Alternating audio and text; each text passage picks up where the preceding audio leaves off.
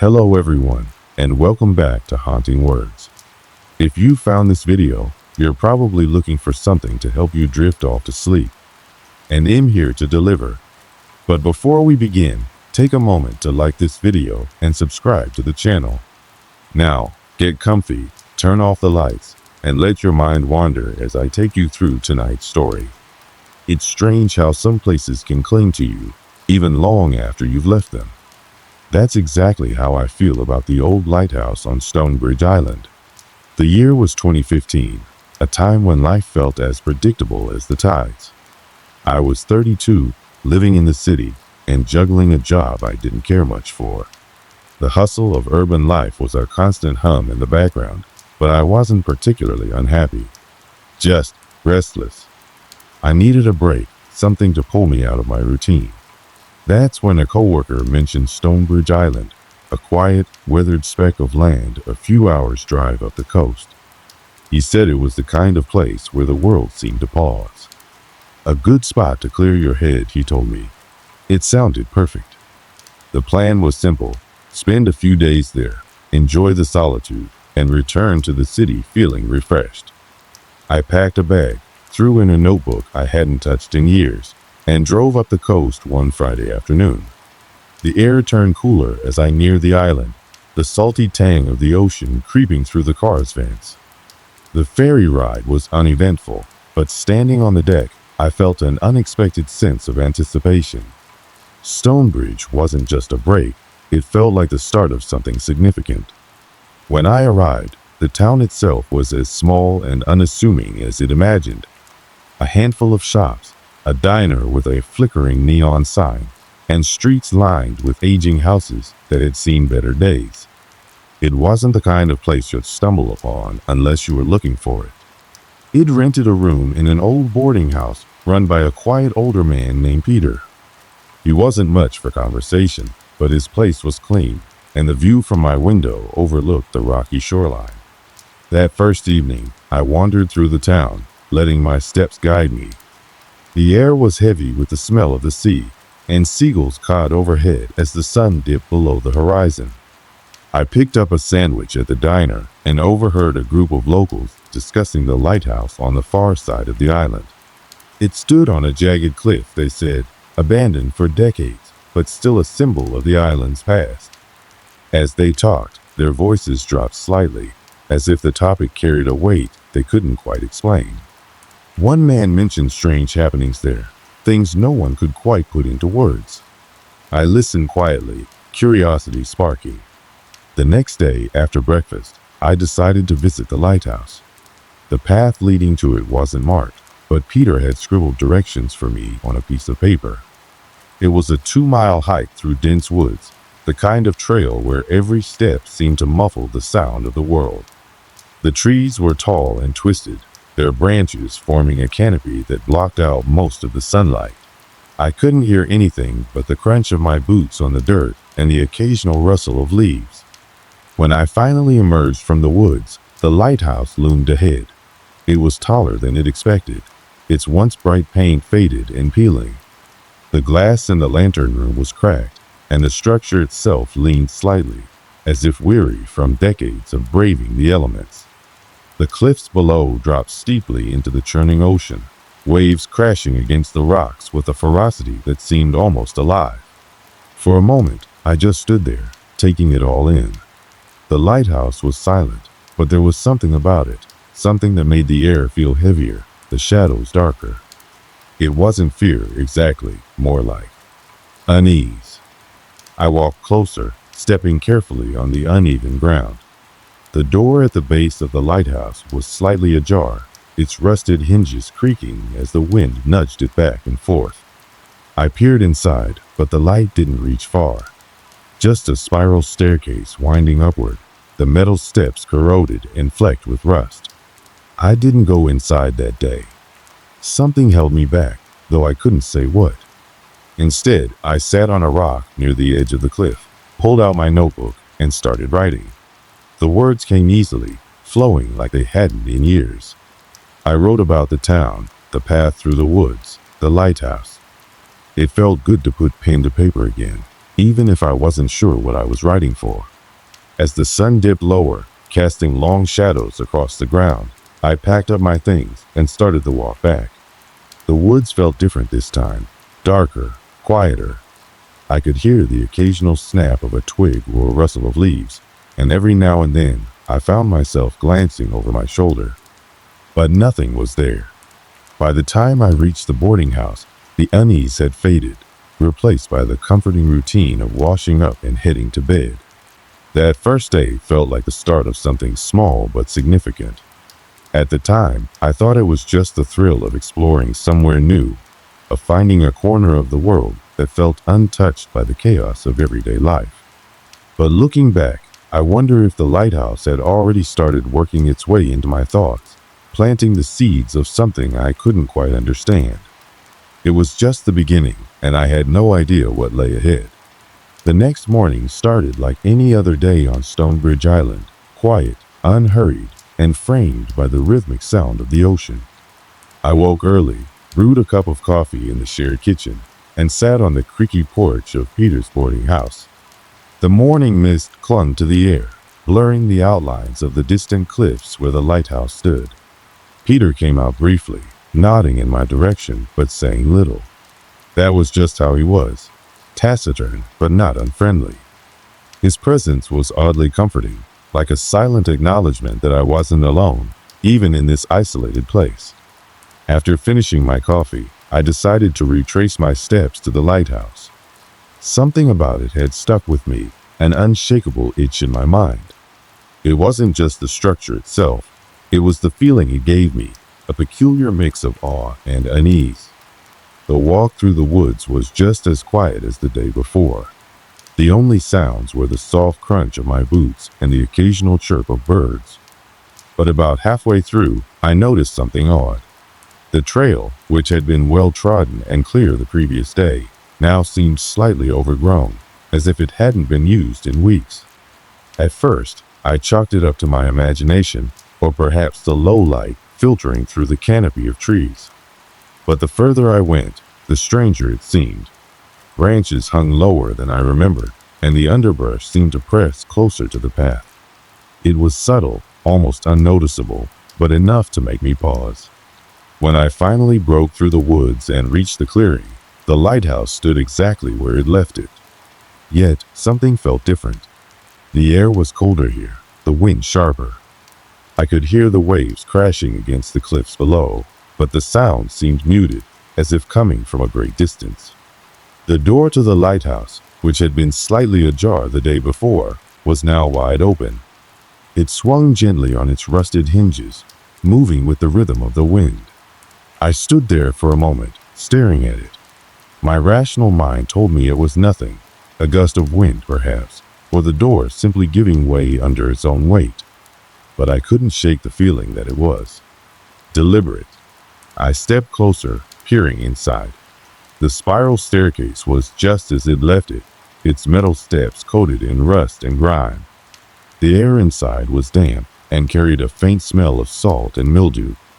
But there was something else, too, a faint, almost imperceptible hum. It wasn't mechanical, nor did it sound like the wind. It was low and rhythmic, like a vibration you could feel more than hear. For a long moment, I just stood there, straining to identify the sound. My pulse quickened, and I felt a strange tension in my chest, like my body was reacting to something my mind couldn't quite grasp. I wanted to walk away, to leave the lighthouse and return to the safety of the woods. But at the same time, I felt rooted to the spot, as if the lighthouse itself was holding me there. Eventually, I forced myself to turn away. My steps felt heavy as I walked back toward the woods, glancing over my shoulder every few moments. The lighthouse stood motionless, its door still swinging gently in the wind. But the sense of being watched lingered, following me like a shadow. Back at the boarding house, I tried to shake off the unease. I spent the afternoon wandering through the town, stopping at the diner for lunch and chatting briefly with the waitress, a woman in her 50s with a kind smile and tired eyes. When I mentioned the lighthouse, her expression shifted. She didn't say much, but there was a flicker of something in her eyes, recognition, maybe, or hesitation. "It's been empty for years," she said, wiping down the counter. "Best to leave it alone. Nothing good comes from poking around up there." Her words stayed with me, adding weight to the knot of unease already forming in my chest. But I didn't press her. Something told me I wouldn't like what she had to say. That evening, as the sun dipped below the horizon and darkness settled over the island, I sat by the window in my room, staring out at the distant cliffs. The lighthouse was barely visible in the fading light, its silhouette blending into the gray sky. I told myself it was nothing. A door swinging open wasn't unusual. The hum could have been anything, a draft, an animal, or my own overactive imagination. But as I sat there, I couldn't shake the feeling that something was watching me, waiting for me to return. That night, I slept fitfully, my dreams filled with shadowy figures and the sound of waves crashing against rocks. Each time I woke, my gaze drifted to the window, half expecting to see the lighthouse glowing faintly in the distance. It didn't glow, of course, but the feeling was there, lingering in the back of my mind like a whisper I couldn't quite hear. The third day on Stonebridge Island began with an unsettling clarity. The fog that had shrouded the island for the past 2 days was gone, replaced by a sky so blue it seemed almost unnatural. Yet, beneath the beauty, there was a sharp tension in the air, a kind of static that prickled at the back of my neck. I had planned to spend the day walking along the shoreline, taking in the rugged cliffs and the stark beauty of the island.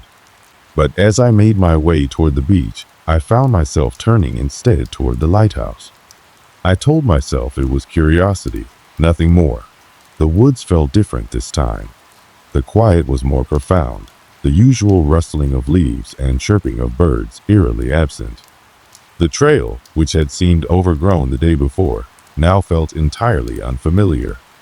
The trees seemed taller, their branches stretching toward the sky like skeletal fingers. About halfway through, I noticed something strange. A scattering of objects on the ground, half buried in the dirt. At first, I thought they were just rocks or pieces of driftwood, but as I got closer, I realized they were old tools, rusted wrenches, screwdrivers, and other implements I couldn't identify. They looked ancient, their metal corroded and pitted. I picked one up, a heavy, rusted wrench, and turned it over in my hands. When I finally reached the clearing, the lighthouse stood before me, its weathered facade gleaming in the sunlight. The door was closed this time, but as I approached, it swung open with a slow, deliberate creak. Inside, the air was heavier than before, thick with the smell of salt and mildew. The hum was louder now, a low, pulsating vibration that seemed to emanate from the very walls. I climbed the spiral staircase, each step groaning under my weight. The higher I went, the darker it became, the narrow windows letting in only slivers of light. The hum grew louder, almost deafening, and I could feel it reverberating in my chest. At the top of the staircase, I found the lamp room. It was empty, the great glass lens shattered, its fragments scattered across the floor. But there was something else, a strange marking etched into the metal of the central column. It was a series of lines and symbols, intricate and unfamiliar, like a language I couldn't read. I reached out to touch it, and the moment my fingers brushed the surface, the hum stopped. The silence was so sudden and complete that it felt like a physical blow. I staggered back, my heart pounding, and nearly tripped over the edge of the staircase. When I looked back at the marking, it was gone. The metal was smooth and unblemished, as if it had never been there. I left the lighthouse in a daze, my mind racing. I needed answers. Back at the boarding house, I cornered Peter in the kitchen. He was slicing bread, his movements slow and methodical. When I mentioned the lighthouse, he froze, the knife hovering in midair. "You shouldn't go up there," he said finally, his voice low. "There's nothing for you there." I pressed him, but he wouldn't say more. His eyes held a flicker of fear, though, and it was enough to convince me that he knew more than he was letting on. That night, I decided to do some digging. I borrowed an old laptop from Peter and spent hours combing through online archives and local records. What I found was fragmentary, but disturbing. The lighthouse had been built in the late 1800s, and its first keeper had vanished under mysterious circumstances. Over the years, there had been other disappearances, fishermen, hikers, even a few locals. Each time, the lighthouse was mentioned in passing, as if it were a silent witness to the events. I also found references to the symbols it had seen etched into the metal column. They were ancient, predating even the lighthouse itself, and were linked to obscure rituals and maritime folklore. The more I read, the colder I felt. It was as if the lighthouse was not just a structure, but something alive, something that had been there long before Stonebridge Island had ever been settled. The next day, I decided to confront the lighthouse head-on.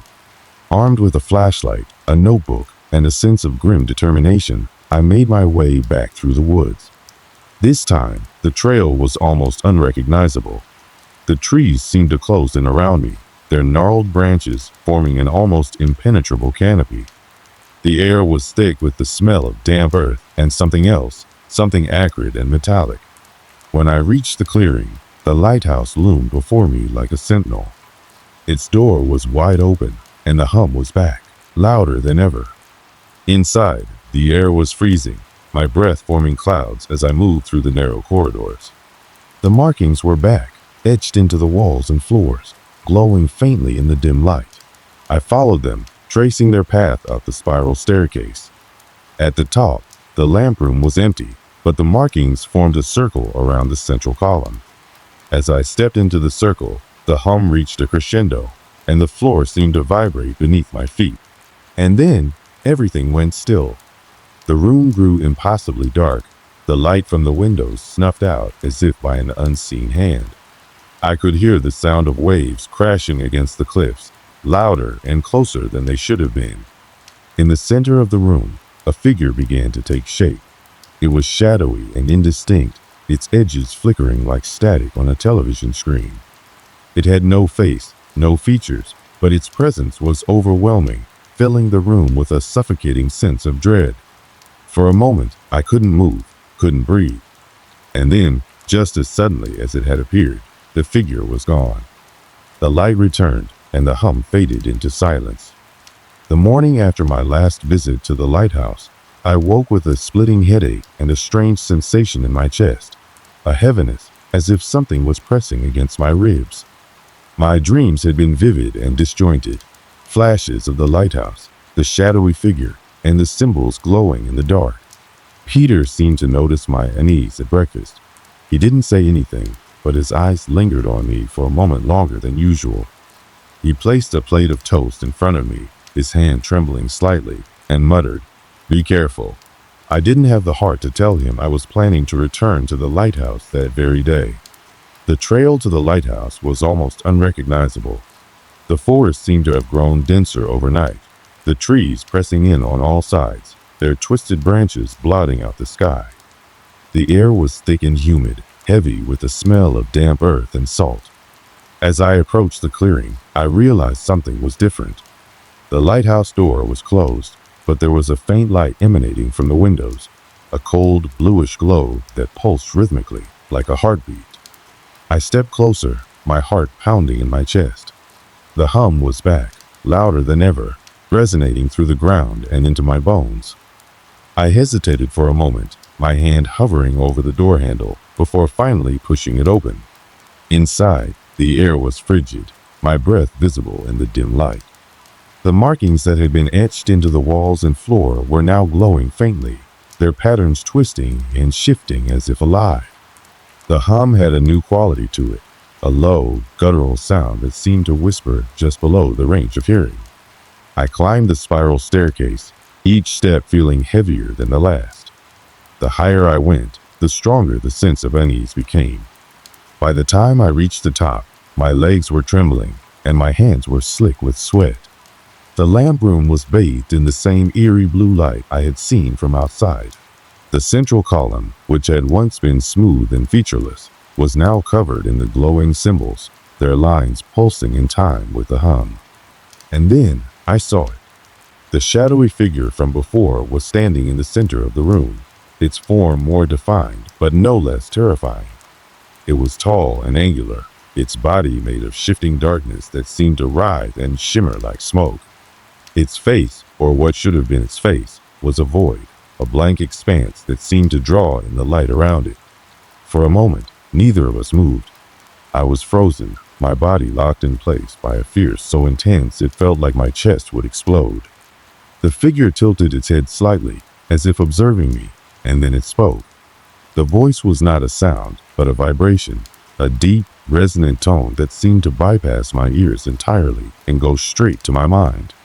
It was incomprehensible, a language I couldn't begin to understand, but the intent was clear. It was angry. The symbols on the walls flared brightly, and the room was filled with a deafening roar. The air grew heavier, pressing down on me with an almost physical force. I stumbled back, my hands clutching at the railing for support.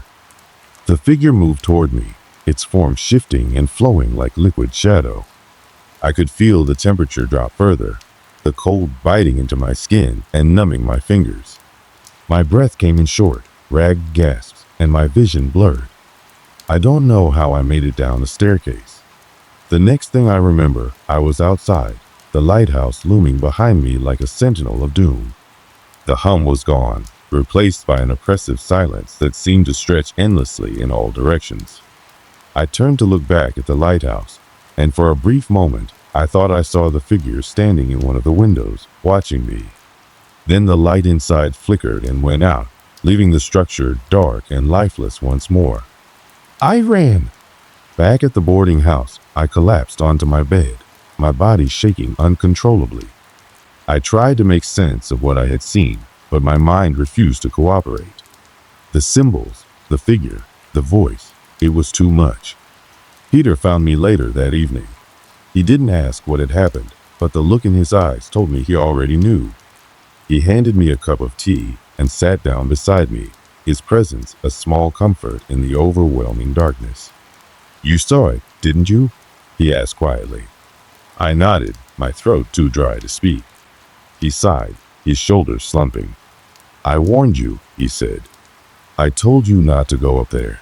I wanted to ask him what it was, what I had seen, what it wanted, but the words wouldn't come. Instead, I sat there in silence, the weight of the experience pressing down on me like a physical burden. That night, I dreamed of the lighthouse again. I was standing in the lamp room, surrounded by the glowing symbols, the hum vibrating through my very core. The shadowy figure was there, its presence overwhelming, and it spoke to me once more. This time, I understood. The lighthouse was not a building. It was a beacon, a gateway, a link between our world and something else, something ancient and incomprehensible. The figure was its guardian, its keeper, and I had trespassed into its domain. When I woke, my heart was pounding, and my body was drenched in sweat. I knew I couldn't stay on Stonebridge Island any longer. The morning sun struggled to break through the dense fog that clung to the island like a shroud. I hadn't slept after the nightmare, and my body felt drained, as though the events of the previous day had siphoned away every ounce of strength I had left. Peter was waiting in the kitchen when I finally came downstairs, his weathered face a mix of concern and resignation. He handed me a steaming cup of tea, but his usual calm demeanor was gone. You're leaving, aren't you? He asked softly. I nodded, my throat tight. The thought of staying on the island, of walking its haunted trails and seeing the lighthouse again, filled me with a dread I couldn't ignore. You don't have to explain, he continued. But before you go, there's something I need to tell you. Peter led me into his small sitting room, where an old trunk sat beneath the window. He knelt down and opened it, revealing a collection of yellowed papers, photographs, and a journal with cracked leather binding. This belonged to my father, Peter said, his voice heavy with emotion. He was the keeper of the lighthouse for 30 years, until he couldn't bear it anymore. I watched as he carefully flipped through the journal, stopping at a page filled with sketches of symbols, the same ones I had seen glowing on the walls of the lighthouse. He called it the boundary, Peter said, pointing to a passage in the journal. He believed the lighthouse was more than just a guiding beacon for ships. It was a barrier, a warning to keep something out, or maybe to keep it in. I stared at the page, the symbols swimming before my eyes. The journal described strange occurrences: lights in the sky, voices carried on the wind, and a shadowy figure that would appear in the lamp room during storms.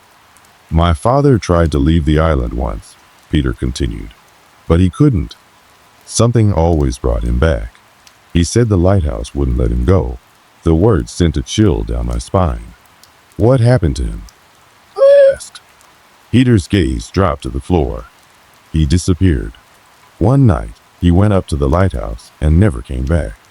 They found the door open, but there was no sign of him.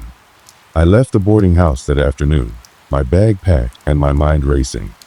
The ferry was waiting at the dock, its engine humming softly, and the sight of it filled me with a desperate sense of relief.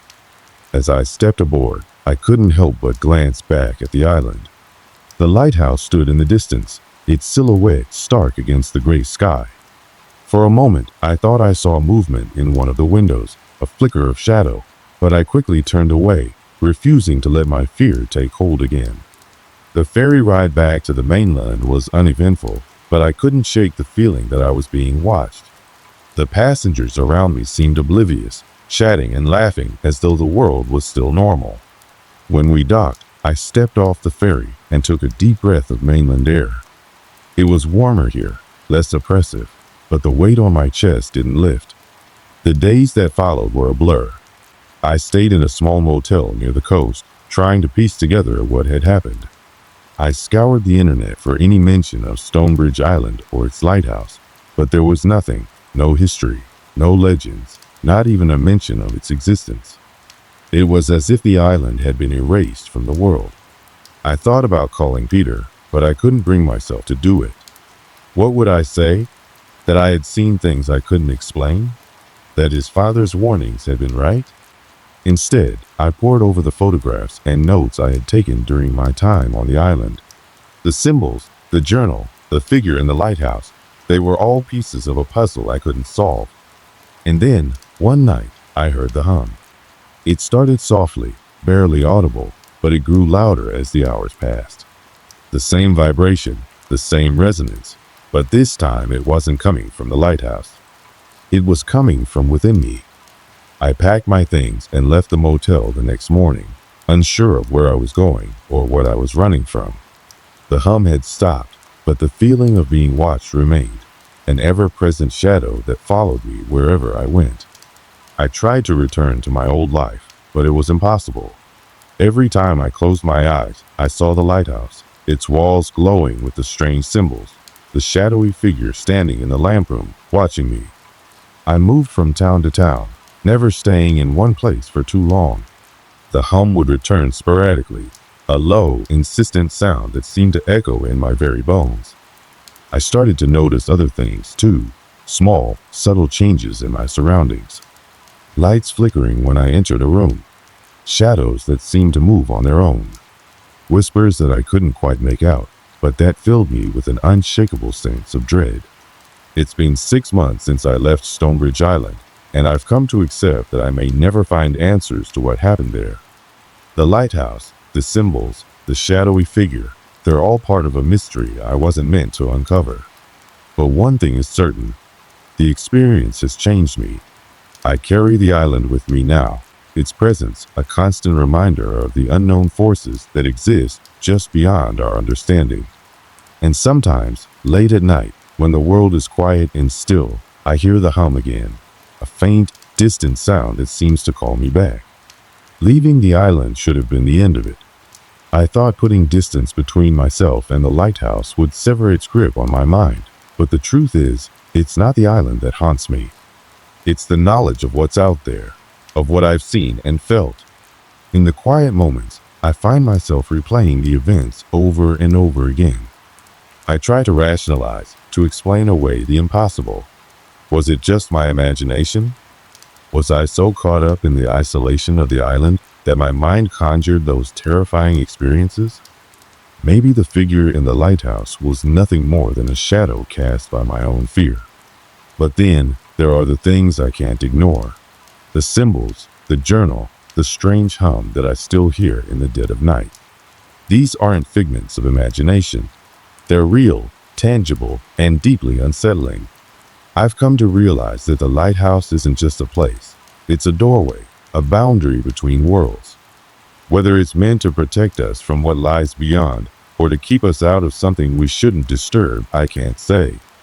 But I know this much. The world is far more complex and terrifying than we like to believe. We go through life clinging to a sense of normalcy, convinced that the universe operates according to rules we understand. We dismiss the unknown, the unexplainable, as myths or fabrications. But when you've stood on the edge of that boundary, when you've felt the veil between worlds thin to the point of breaking, you can't go back to that kind of ignorance. There's a weight to this knowledge, a responsibility. It's not something you can share with others, not fully. How could I expect anyone to believe me? Even as I recount this story, I know it sounds absurd. Over time, I've learned to live with the fear. It doesn't control me anymore, but it's always there, like a shadow at the edge of my vision. I don't try to fight it or push it away. Instead, I let it remind me of what I've seen, of the truths that exist beyond our comprehension. Sometimes, I wonder what became of Peter. Did he stay on the island, guarding its secrets as his father once did? Or did he finally decide he'd had enough and leave it all behind? I haven't reached out to him, though I've thought about it often. Part of me feels like he wouldn't answer even if I did. As for the lighthouse itself, I have no doubt it still stands, its light sweeping across the fog-shrouded waters. Whether it's still doing its job, protecting us or containing something far worse, I don't know. But I believe it's waiting, as it always has, for the next unfortunate soul who stumbles across its path. There are nights when I think about going back. Not because I want to, but because I feel drawn to it, as though the lighthouse hasn't finished with me yet. The hum, when it comes, feels like a summons, a reminder that the boundary is still there and that it's fragile.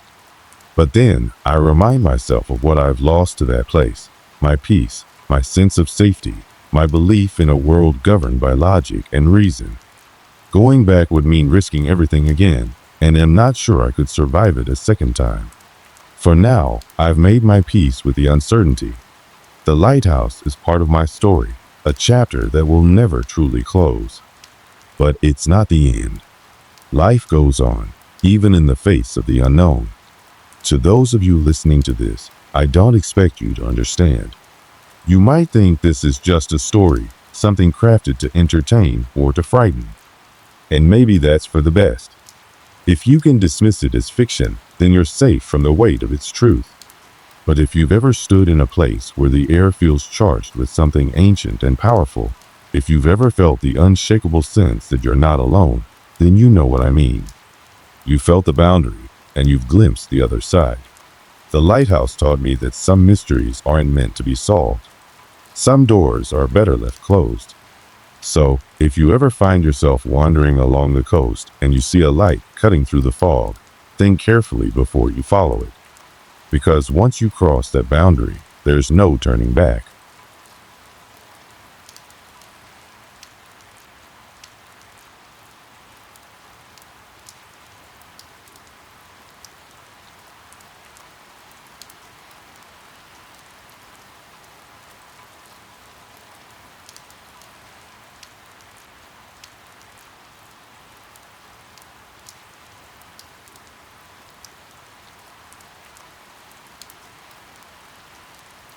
It all started on a cool October evening, the kind where the fading warmth of the day reluctantly gives way to a crisp night.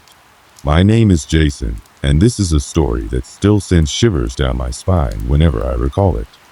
I wasn't alone when it happened. I had my best friend, Derek, and my younger brother, Nathan, by my side. We were all just looking for a little escape, a break from the monotony of daily life. At the time, I was in my early 20s, juggling college classes and a part-time job at a local hardware store. Derek was a year older than me, always up for an adventure, and Nathan, at 17, was still trying to prove he could hang with us. The three of us spent most of our weekends either at Derek's garage working on his car or hiking in the woods that bordered our small town. These woods weren't anything remarkable, just miles of trees, dirt trails, and the occasional creek, but they were ours, a little slice of freedom away from everything. The town we lived in was tiny, the kind where everyone knows everyone, and nothing much ever happens. Days were simple. Mornings started with coffee and a quick breakfast. Afternoons blurred between work and errands, and evenings were for hanging out or catching up on homework. Life wasn't bad, but it was predictable, and predictability has a way of making you restless. That weekend, Derek suggested we explore a part of the forest we hadn't ventured into before. "Let's shake things up a bit," he said, grinning in that way that made you feel like you were about to get into trouble. Nathan was all in, eager to tag along and impress us with his so-called wilderness skills. I wasn't entirely sold on the idea. I liked the trails we knew, the ones that didn't leave you wondering if you'd get lost. But Derek was persuasive, and before I knew it, we had our plans set. We packed light, some sandwiches, a couple of water bottles, a flashlight, and a portable charger for my phone. Derek insisted we wouldn't eat much since we'd only be gone for a few hours. "It's not like we're camping out there," he laughed. Looking back, I wish we had packed a lot more than that. The woods were about a 15-minute drive from town, and by the time we parked Derek's truck at the trailhead, the sun was already dipping below the horizon. The air smelled like damp earth and fallen leaves, a scent that always made me think of childhood camping trips with my dad. We started on a familiar trail, the kind we could walk with our eyes closed. But after about half an hour, Derek veered off the path, leading us into an area where the trees grew denser, their gnarled branches forming a canopy that blocked out most of the remaining light. "This is where it gets interesting," he said, his voice tinged with excitement. Nathan stuck close to me, his nervous energy palpable. "Are you sure we should be going this way?" he asked, his eyes darting around like he was expecting something or someone to jump out at us. Derek waved him off, claiming he had a good sense of direction and that we'd be fine. The deeper we went, the quieter it got. The usual sounds of the forest, chirping crickets, rustling leaves, the occasional hoot of an owl, seemed to fade, replaced by an unsettling stillness. It was the kind of silence that presses against your ears, making every little sound you make seem impossibly loud. I tried to shake off the unease creeping up my spine, reminding myself that it was just a forest. There was nothing out here but trees and shadows. Still, I couldn't ignore the feeling that we were being watched. By the time we decided to stop and take a break, the last sliver of daylight had vanished, leaving us in near total darkness. Derek turned on his flashlight, its beam cutting through the gloom and revealing the uneven ground ahead. "See? Nothing to worry about," he said, but even he didn't sound entirely convinced. We ate our sandwiches in silence, the tension between us thick enough to cut with a knife. Nathan kept glancing over his shoulder, his unease spreading like a contagion. I wanted to tell him to relax, to stop letting his imagination get the better of him, but the truth was, I felt it too, that gnawing sense that something wasn't right. Derek was the first to break the silence. "All right, let's keep moving. The truck's not going to come to us." He tried to make a joke, but his laugh sounded hollow. None of us protested, though. Staying in one spot didn't feel like a good idea. As we walked, the terrain grew more challenging, with roots jutting out of the ground and branches snagging at our clothes. The flashlight flickered briefly, making Derek curse under his breath. "Just what we need," he muttered, smacking it against his palm until the light steadied. It wasn't long before we realized we had no idea where we were. The familiar landmarks we relied on, an old wooden bridge, a rock formation that looked like a face, were nowhere to be seen. Derek pulled out his phone to check the GPS, but there was no signal. "Great," he said, trying to mask his frustration. Nathan looked at me, his eyes wide. "What do we do now?" he asked, his voice barely above a whisper. I didn't have an answer. For the first time that evening, I felt a pang of real fear, the kind that twists your stomach into knots.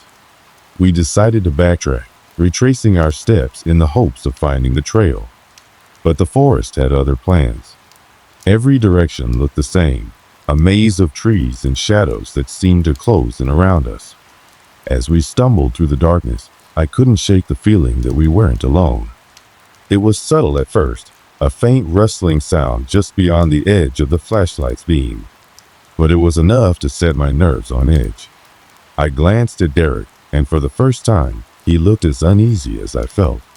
"Probably just an animal," he said, more to himself than to us. But his words did little to reassure me. Nathan stayed close, his hand brushing against my arm as if seeking some kind of anchor. We pressed on, the tension mounting with every step. And that's when it happened, the first sign that this night was about to take a turn none of us were prepared for. The first sign that something was off came as a sound, soft, distant, and just barely audible over the crunch of our boots on the forest floor.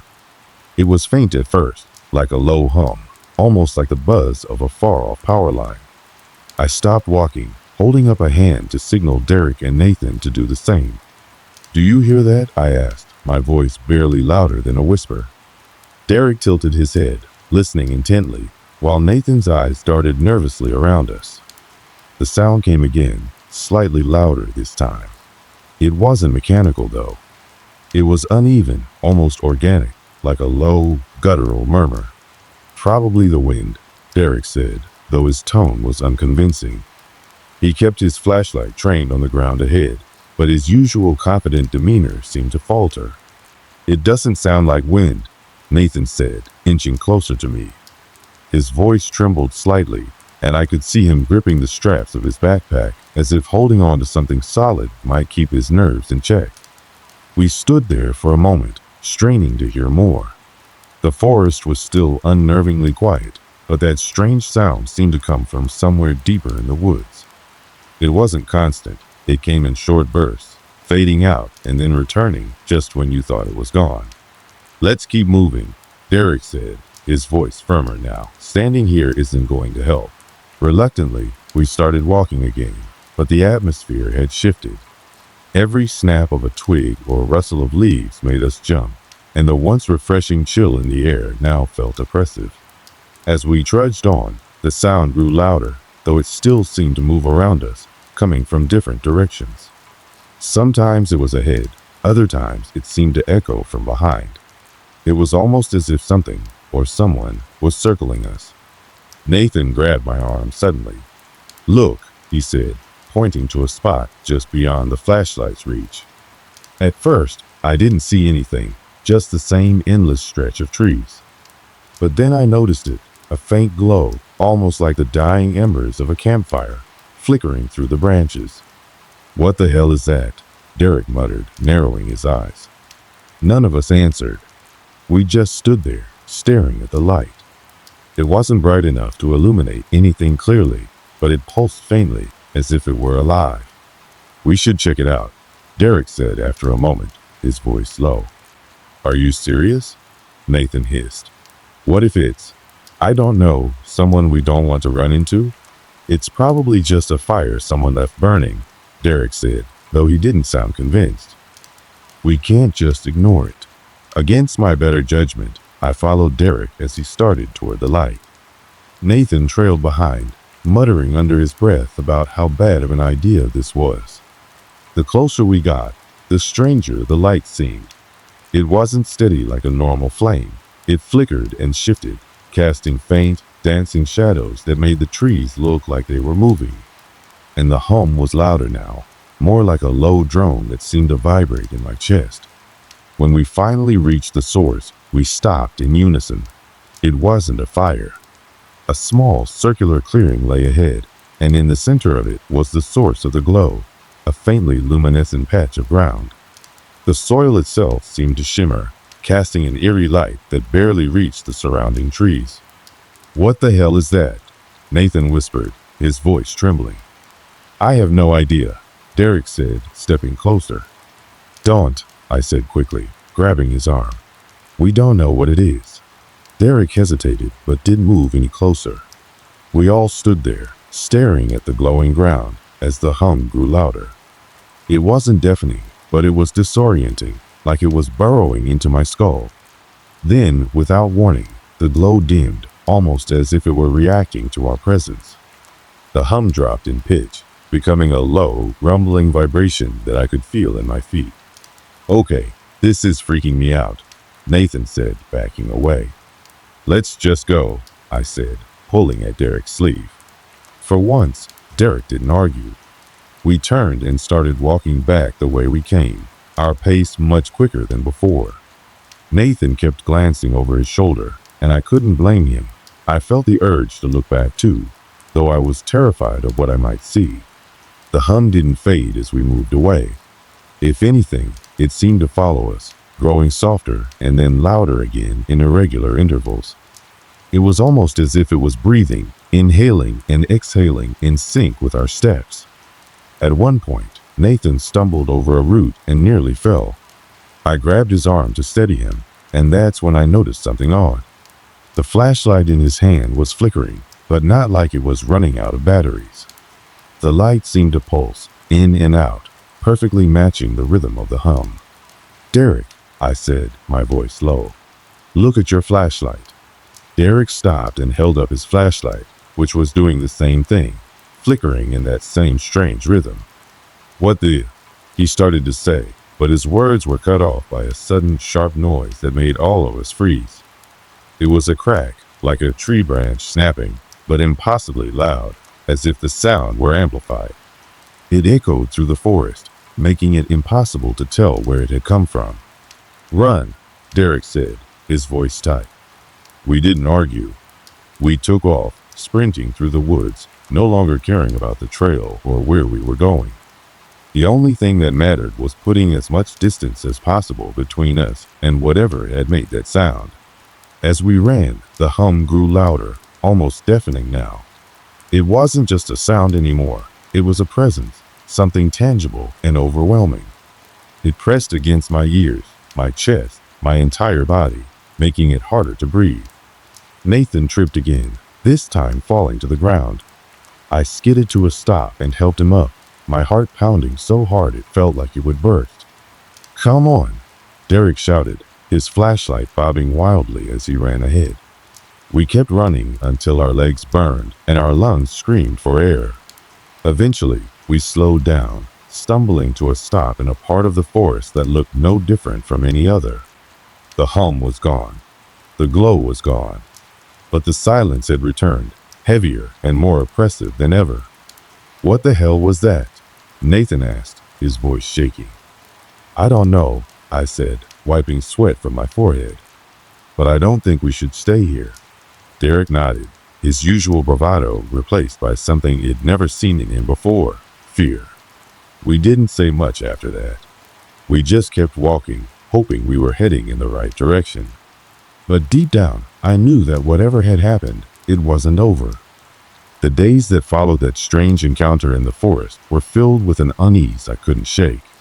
Even when we weren't out in the woods, I found myself looking over my shoulder, my senses on edge, waiting for something, anything, that might indicate what had happened that night. But every time I thought I was imagining things, something else would happen that felt just a little too strange to ignore. At first, it was small things, almost too subtle to be considered real at all. My flashlight flickered again, not in the eerie rhythm we had heard in the woods, but like it was just barely holding on to life.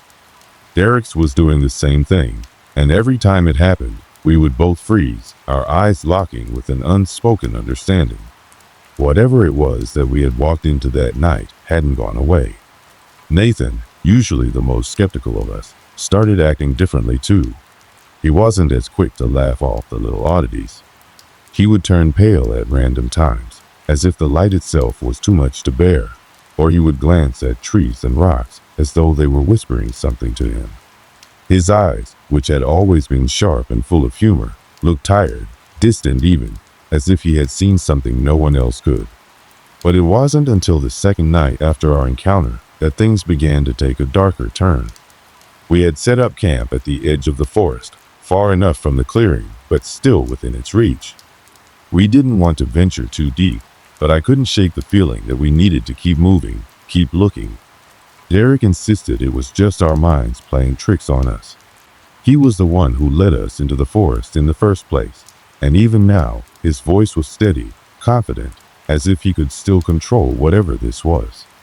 "We're overthinking this," Derek said as he leaned against a tree, lighting up a small fire to keep warm.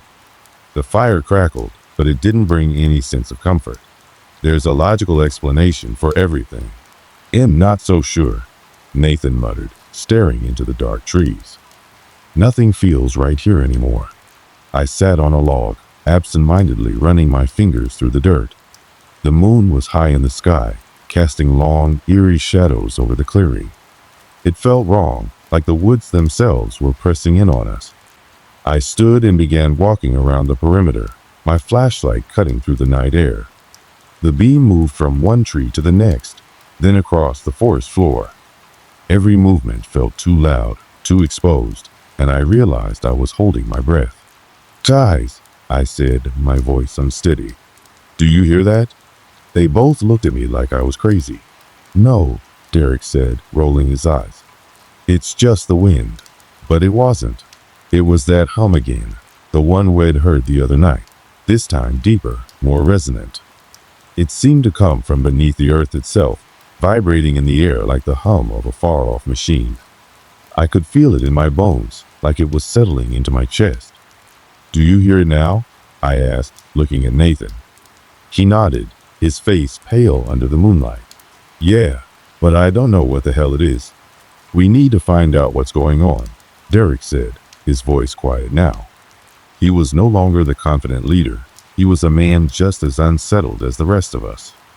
"Let's go back to where we saw that glow." Nathan objected, but Derek was already moving, and I found myself following without thinking. The forest was dark, the kind of dark that swallows everything around you, and the trees seemed to close in on us as we made our way toward the clearing. The ground beneath our feet was soft, damp with the evening's dew, and the air smelled of wet earth. It was the smell of things old and forgotten, as if the forest itself was breathing with us.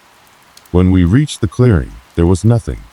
The glowing patch of ground was gone, leaving behind only the same dirt and grass we had seen before. But the hum was still there, buzzing low in the distance. It wasn't coming from the clearing. It was coming from somewhere deeper in the forest. "I don't like this," Nathan whispered, his voice shaking. "We shouldn't be here." But Derek pushed on, moving further into the woods. The flashlight beam bounced wildly as he stepped over fallen branches and tangled roots. I followed closely behind, with Nathan trailing reluctantly. The air was thick now, heavy, like the forest was holding its breath. That's when we heard it, a soft crackling, like twigs breaking, followed by the unmistakable sound of something, or someone, moving just ahead of us. We stopped dead in our tracks, straining to listen. Nothing. I looked at Derek, my heart hammering in my chest. "What was that?" "I don't know," he said, his voice tight. We waited for a moment, the silence stretching out uncomfortably, before Derek took a step forward. The sound came again, louder this time, like something was deliberately stepping through the forest just ahead of us. Without a word, Derek moved faster, and I could hear Nathan's breath quicken as we pushed deeper into the trees. I wasn't sure what we were chasing, whether it was a person or something else entirely. The woods felt alive with it now, the air thick with tension, as though the very land itself was waiting for something. Then, out of the corner of my eye, I saw a figure, barely a silhouette, darting between the trees. It was tall, too tall, and moved with an unnatural speed. For a moment, I thought it might be another person, but the shape was wrong. There were no sounds of footsteps, no crack of branches underfoot, just that unsettling glide. "Derek, stop," I hissed, grabbing his arm. We all froze, staring into the dark where the figure had disappeared. The hum was louder now, throbbing in my chest, as if it were responding to the presence of something or someone out there in the darkness. "What was that?" Nathan whispered. "I don't know," Derek said, his voice shaky. "But we need to find out." We moved forward, slower this time, trying to stay as quiet as possible. The figure didn't appear again, but the tension in the air was unbearable. The hum had become almost deafening now, vibrating through everything, making the ground beneath our feet tremble. And then, out of nowhere, the ground shifted. We all felt it at once, as if the earth itself had moved beneath us. I stumbled, almost losing my footing, but I wasn't the only one. Derek and Nathan were swaying too, like something deep underground had just shifted. Before I could say anything, a bright flash of light exploded in front of us. It was blinding, and for a moment, I couldn't see anything at all. Then the light was gone, leaving behind a heavy silence. In the stillness, I thought I could hear breathing. Low, uneven, like someone or something was standing just inches away. We didn't have time to react before we heard it again, the crack of branches snapping underfoot. But this time, it was closer. Whatever it was, it wasn't hiding anymore. We stood there in the heavy silence, our breath caught in our throats, eyes darting from shadow to shadow, hoping the light would reveal nothing more than trees. But the longer we waited, the more it felt like the forest itself was holding its breath, waiting for us to make the next move. The hum had stopped, but the air was still thick, vibrating in a way that felt unnatural. I glanced at Derek, his face pale in the moonlight, his eyes wide, his usual bravado gone. The usual confident leader I had relied on was now just another scared man trapped in the depths of this cursed forest. Nathan, too, was visibly shaken, his hand trembling as he clutched the flashlight, his gaze flitting nervously from tree to tree. We didn't speak. There was no need to. We all knew something was coming, something that none of us had the courage to face, but we had no choice now. Suddenly, I heard it again, the unmistakable crunch of leaves beneath heavy feet, but this time it wasn't distant. It was right next to us. My heart raced as the sound seemed to move all around us, in the darkness, just out of sight. I grabbed Derek's arm, and he flinched, his body stiff with terror. "It's right there," I whispered, my voice shaking. "It's coming for us." Before I could say anything more, there was a rustle behind us, followed by an unnatural growl, low and guttural. It wasn't a sound made by anything I knew. It was an animal. It was something far worse, far more menacing. My stomach churned, and panic set in, clawing at my insides. Derek whirled around, flashlight in hand, but it only illuminated trees and thick, dark shadows.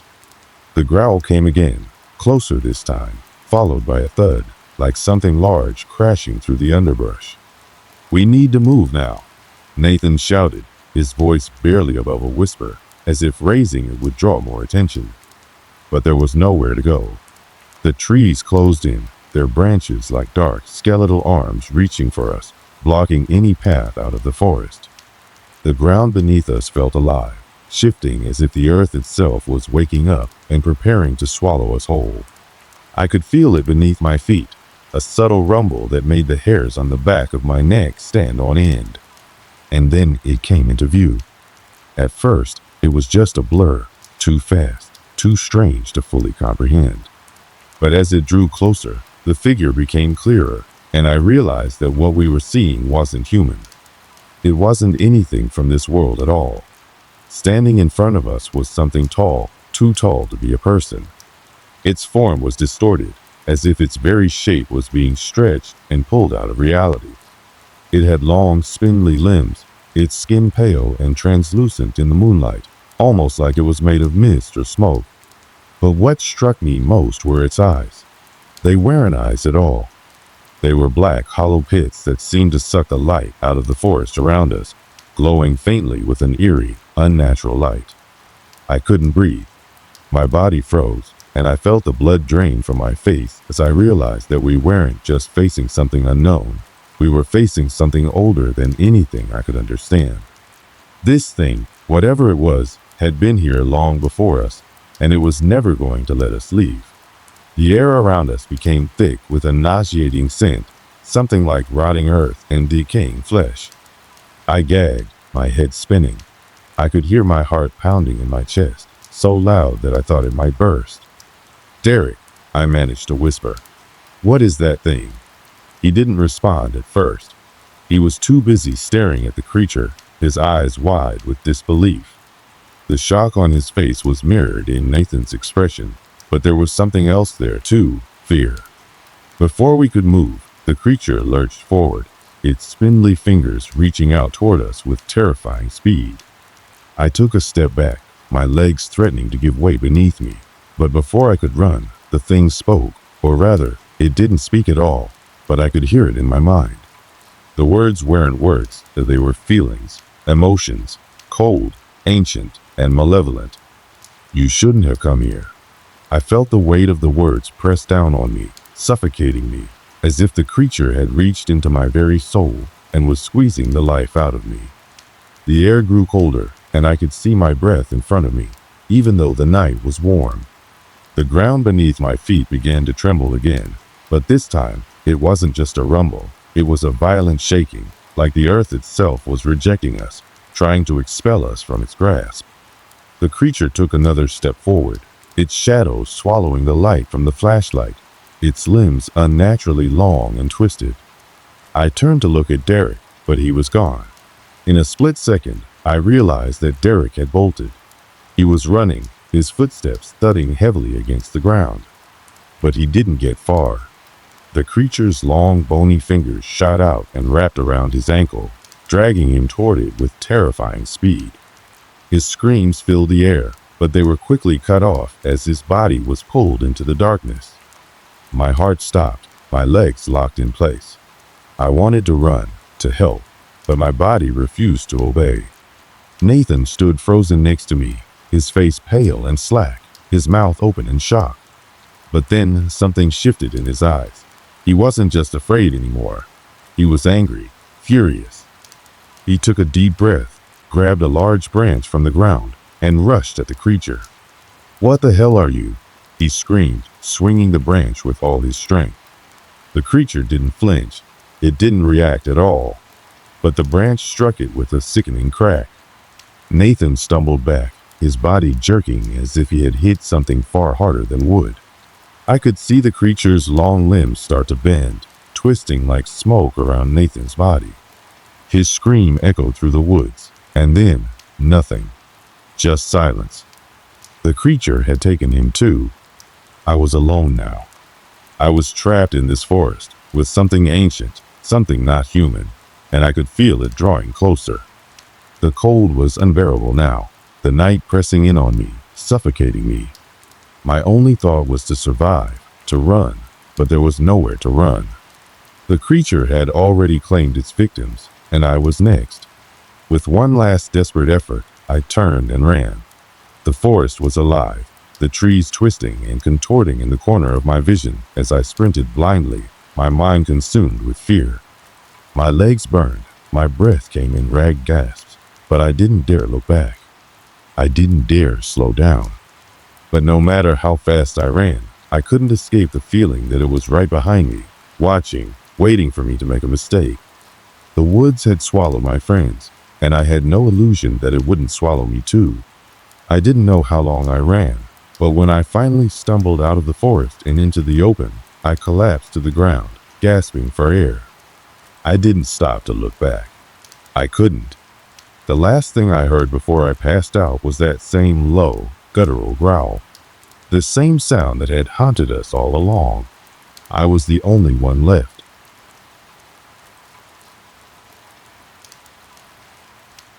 I lay there on the cold ground, gasping for breath, the night air burning my lungs as I struggled to make sense of what had just happened. My heart hammered in my chest, my mind reeling from the horror I had just witnessed. It took a moment for me to realize I was no longer in the forest. Somehow, I had made it to the edge, to the place where the trees gave way to the open field. The forest behind me loomed dark and silent, as though it had never been disturbed, but my body was shaking uncontrollably, and I couldn't bring myself to look back. The shadows of the trees seemed to stretch out like twisted fingers, reaching for me even from a distance. I could still hear that haunting growl echoing in my head, the echoes of my friends' screams haunting me like ghosts that refused to let go. Derek, Nathan, they were gone, just gone, and I was the only one left. I pushed myself to my feet, my legs weak and unsteady, and I stumbled forward, my thoughts a jumble of fear, confusion, and disbelief. What had happened? What was that thing? And why had it chosen us? The questions pounded in my mind, demanding answers that I didn't have. As I stumbled away from the forest's edge, the first rays of dawn began to creep over the horizon, casting a pale light across the land. It should have been a relief, but all I could feel was the weight of what I had witnessed. I had survived, but what did that even mean? What kind of survivor was I, knowing I had left my friends behind, knowing I had failed to protect them? I tried to put the experience out of my mind, but it lingered in the back of my thoughts, gnawing at me, refusing to be forgotten. Every time I closed my eyes, I saw those black, hollow eyes of the creature staring back at me. I could still hear its voice in my head, the words that were not words, but feelings, cold, suffocating, and cruel. I couldn't go back to the town. The thought of seeing anyone, of explaining what had happened, made my stomach twist. How could I tell them? How could I make them understand that the forest wasn't just a forest, that there was something out there, something ancient and unforgiving, that took the lives of those who ventured too deep? No one would believe me. No one could. I spent the next few days holed up in a small, dingy motel room on the outskirts of town, my mind spinning in circles as I tried to make sense of everything. The world outside felt like a distant dream.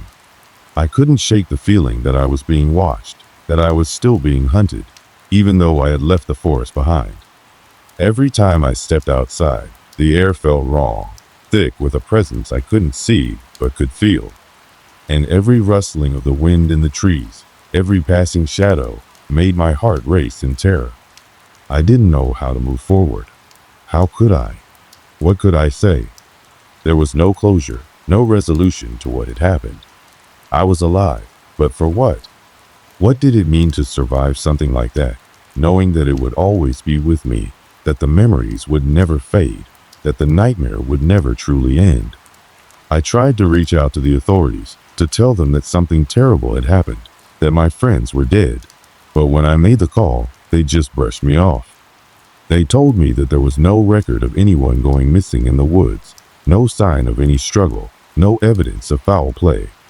The forest had swallowed them whole, and no one cared. It was easier to pretend it never happened, easier to let it fade into the background, like so many other disappearances that went unsolved. But I knew the truth. I knew what we had seen, what we had felt.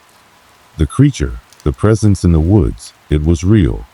And it was still out there, waiting for the next unsuspecting group of people to wander into its domain. The nightmares started soon after. They were vivid, more real than anything I had ever experienced. I would find myself back in that cursed forest, running through the trees, but no matter how fast I ran, the creature was always behind me, always just out of reach. It never stopped. It never let up. I could feel its eyes on me, its cold, hollow gaze burning into my back, and I knew that it was waiting, watching for me to slip up, to make a mistake. Every time I woke up, drenched in sweat and gasping for air, I could still feel it, its presence, its grip on me, like I was never truly free. Days turned into weeks, and I tried to go on with my life, tried to forget what had happened. But I couldn't. It was always there, lingering in the background, like a shadow that refused to leave. I couldn't shake the feeling that the forest hadn't let me go, that somehow the creature was still watching me, waiting for its chance to finish what it had started. I tried to put it behind me, tried to move on, but I couldn't forget the way the creature had looked, the way it had taken my friends without a second thought. And I couldn't forget the cold, suffocating feeling that had gripped me when I realized I was the only one left. I couldn't escape the truth. I had survived, but at what cost? My friends were gone, lost to something far darker and more dangerous than I could have ever imagined. I still don't know what happened that night. I still don't know what that thing was or why it chose us. Maybe you'll never know. But one thing is certain, the forest will always be there, waiting for the next group of unsuspecting souls to wander into its depths. And when they do, it will be ready, as it was for us. I still live with the fear, with the memories, with the knowledge that there is something out there that no one can explain, something that has existed long before we ever set foot in its domain. It's out there, in the woods, and no matter how far I run, I can never truly escape it. So, if you ever find yourself near a dark, quiet forest, with the wind rustling through the trees, and the air thick with something you can't quite place, remember this. You are not alone. There is something watching, something waiting, and it will never let you leave once it has you in its sights. I woke up in a cold sweat. The room around me was dimly lit by the pale morning light creeping in through the curtains. My heart raced, and for a moment I couldn't tell if I was still trapped in that nightmare or if I had truly woken up. But as the fog of sleep cleared, the reality of my situation sank in. I was alive. I had made it out of that cursed forest. But I was also changed. The experiences I went through, the horrors I witnessed, had left a permanent mark on me. There were days when I thought I could move on, that I could leave the past behind and continue with my life as though nothing had happened. But then I would catch myself staring out into the distance, my mind drifting back to those dark woods, and the memories would come rushing back, filling my thoughts with fear and regret. I had been running ever since that night, running from the memories, from the terror, from the truth that haunted me. I tried to find solace in work, in distractions, in the company of others, but nothing seemed to truly erase the feeling of being watched. That presence, that thing in the woods, still lurked in the back of my mind, its shadow always looming, a constant reminder of what I had narrowly escaped. I never returned to that town. I couldn't. The people there would never understand. They would think I was crazy, imagining things, inventing stories to explain the unexplainable. But I knew the truth, and so did my friends, though they were no longer there to tell it. I was the last one standing, the last one to witness the unspeakable, and the only one left to carry the weight of that night. The world moved on around me, oblivious to the horrors that lurked just beyond the veil of the everyday. But I couldn't move on. Every sound, every rustle in the trees, every shadow that flickered at the corner of my vision reminded me of that night. It was as though the creature, that presence, had branded itself into my soul, and no matter how far I ran, I couldn't escape it. I tried to find closure. I sought out experts, people who claimed to understand the mysteries of the world, people who studied the unexplained. They listened to my story, some with interest, others with skepticism. But in the end, none of them could offer any answers. They talked about spirits, dark forces, entities from other realms, but nothing felt like the truth. Nothing could explain what we had encountered, what I had survived. There were days when I would hear news reports about disappearances in the woods, stories about hikers who went missing, about strange noises at night, about people who claimed to have seen something watching them from the shadows. Each time, my heart would skip a beat. I couldn't help but wonder if it was happening again, if others were walking into the same nightmare that I had barely escaped. But there was no way to warn them. No way to make them understand that once you step into that forest, there's no telling whether you'll make it back out. In the end, I learned that some things aren't meant to be understood. Some things exist beyond the realm of human comprehension, and no amount of research, no amount of reasoning will ever bring clarity to the mysteries they leave in their wake. I still carry the scars, both physical and emotional. I have never been the same person since that night, and I don't think I ever will be. The creature, the forest, the darkness, they have become a part of me. And I have come to accept that I will never be truly free of them. They are a part of my past, a shadow that will always follow me, whether I want it to or not. But deep down, I know better. I know that there are some things that never truly let go. So, to anyone out there who might be considering venturing into the woods, take this as a warning. There are places in this world that should be left alone, places where the darkness runs deep, and the things that lurk within are older, more powerful than anything you could ever imagine. The forest doesn't care about you. It doesn't care about your plans, your life, your future. It's a place of forgotten things, ancient and cruel. And once it claims you, it doesn't let you go. Maybe I'm the only one left who remembers what happened. Maybe I'm the only one who can still hear the echoes of the screams, feel the weight of the terror. But I will carry those memories with me, because I know that as long as I do, the nightmare will never be truly over. The forest will always be there, and no matter how far I run, I'll never be able to escape it. So, I live with it. I live with the fear, the memories, the knowledge that some things are best left undisturbed. And every so often, when the wind is just right, when the night is particularly quiet, I feel it again. The presence, watching, waiting, never truly gone. And I wonder, how long before it comes for me again?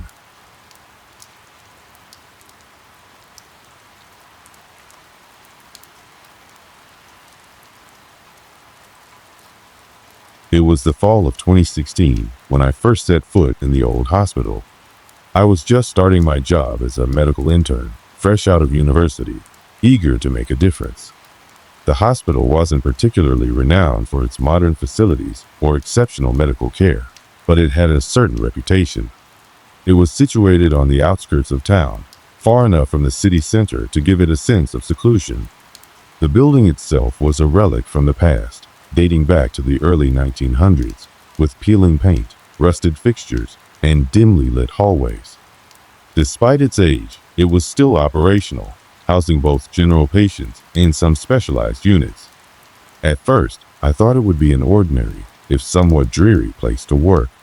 Little did I know that my time there would reveal much more than just medical challenges. I had always been the type of person to dismiss ghost stories and urban legends as mere fiction, the product of overactive imaginations. But that all changed when I started working at this hospital. There were a few of us interns that day, eager to get started. I met with my supervisor, Dr. Holt, who had a reputation for being strict but knowledgeable. He didn't seem particularly interested in small talk, so we quickly got down to the business of the day. There were patients to attend to, charts to update, and routines to follow. I remember feeling overwhelmed by the sheer volume of tasks, but it was nothing I couldn't handle, or so I thought. The first few days were uneventful. I spent most of my time in the emergency room, observing seasoned doctors and nurses as they worked. The hospital had its quirks, of course, like the outdated equipment that sometimes malfunctioned, or the way the old elevator would creak and groan as it ascended and descended. But it wasn't anything that seemed out of the ordinary. I had heard rumors, of course, from some of the older staff members. They would tell stories about the hospital's history, about patients who had passed away in the old wards, about strange noises and occurrences in the dead of night. They spoke in hushed tones, almost as though they were sharing secrets that shouldn't be spoken aloud.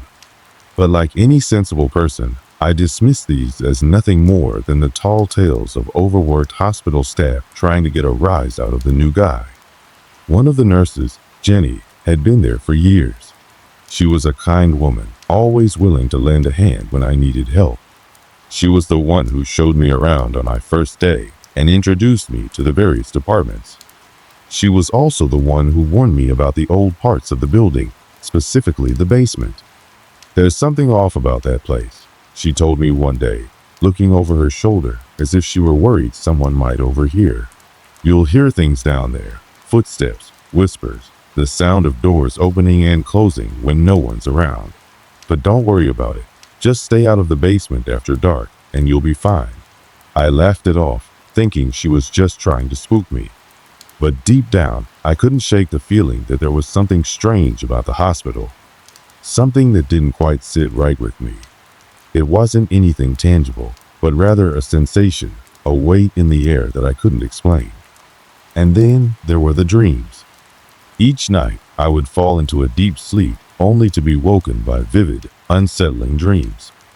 In them, I would find myself wandering through the hospital's long, winding hallways, always with the distinct feeling that I wasn't alone. The walls seemed to pulse with an energy that made my skin crawl, and I could hear faint whispers just beyond my reach. I never saw the source of these sounds, but I felt their presence. There was something else in those dreams, something old, something forgotten. At first, I tried to ignore the dreams, attributing them to the stress of my new job and the overwhelming nature of the hospital.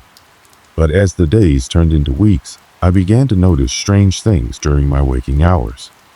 A flicker of movement in the corner of my eye, the sudden drop in temperature as I passed through certain rooms, and the odd sounds that seemed to echo through the halls late at night when the hospital was supposed to be quiet. Jenny's warning about the basement lingered in my mind. I couldn't shake the feeling that there was something down there, something connected to the strange occurrences I was experiencing. But I had no intention of going down there myself. Not yet. Then came the first unsettling incident. The first strange occurrence wasn't anything that screamed supernatural. It was subtle, a small detail that seemed almost insignificant at the time.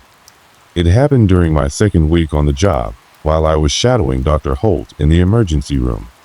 We were going through the usual routine, checking in on patients, updating records, and keeping the flow of the department as smooth as possible. It was just after midnight when the first odd thing happened. The emergency room was quieter than usual. Most of the patients had been seen, and the few who were left were stable. I was sitting at the desk, reviewing patient charts, when I heard a soft, distinct sound, a knock at the door. It was faint, almost as if someone was tapping on it lightly. At first, I assumed it was one of the nurses coming in to speak with Dr. Holt. But when I looked up, there was no one there.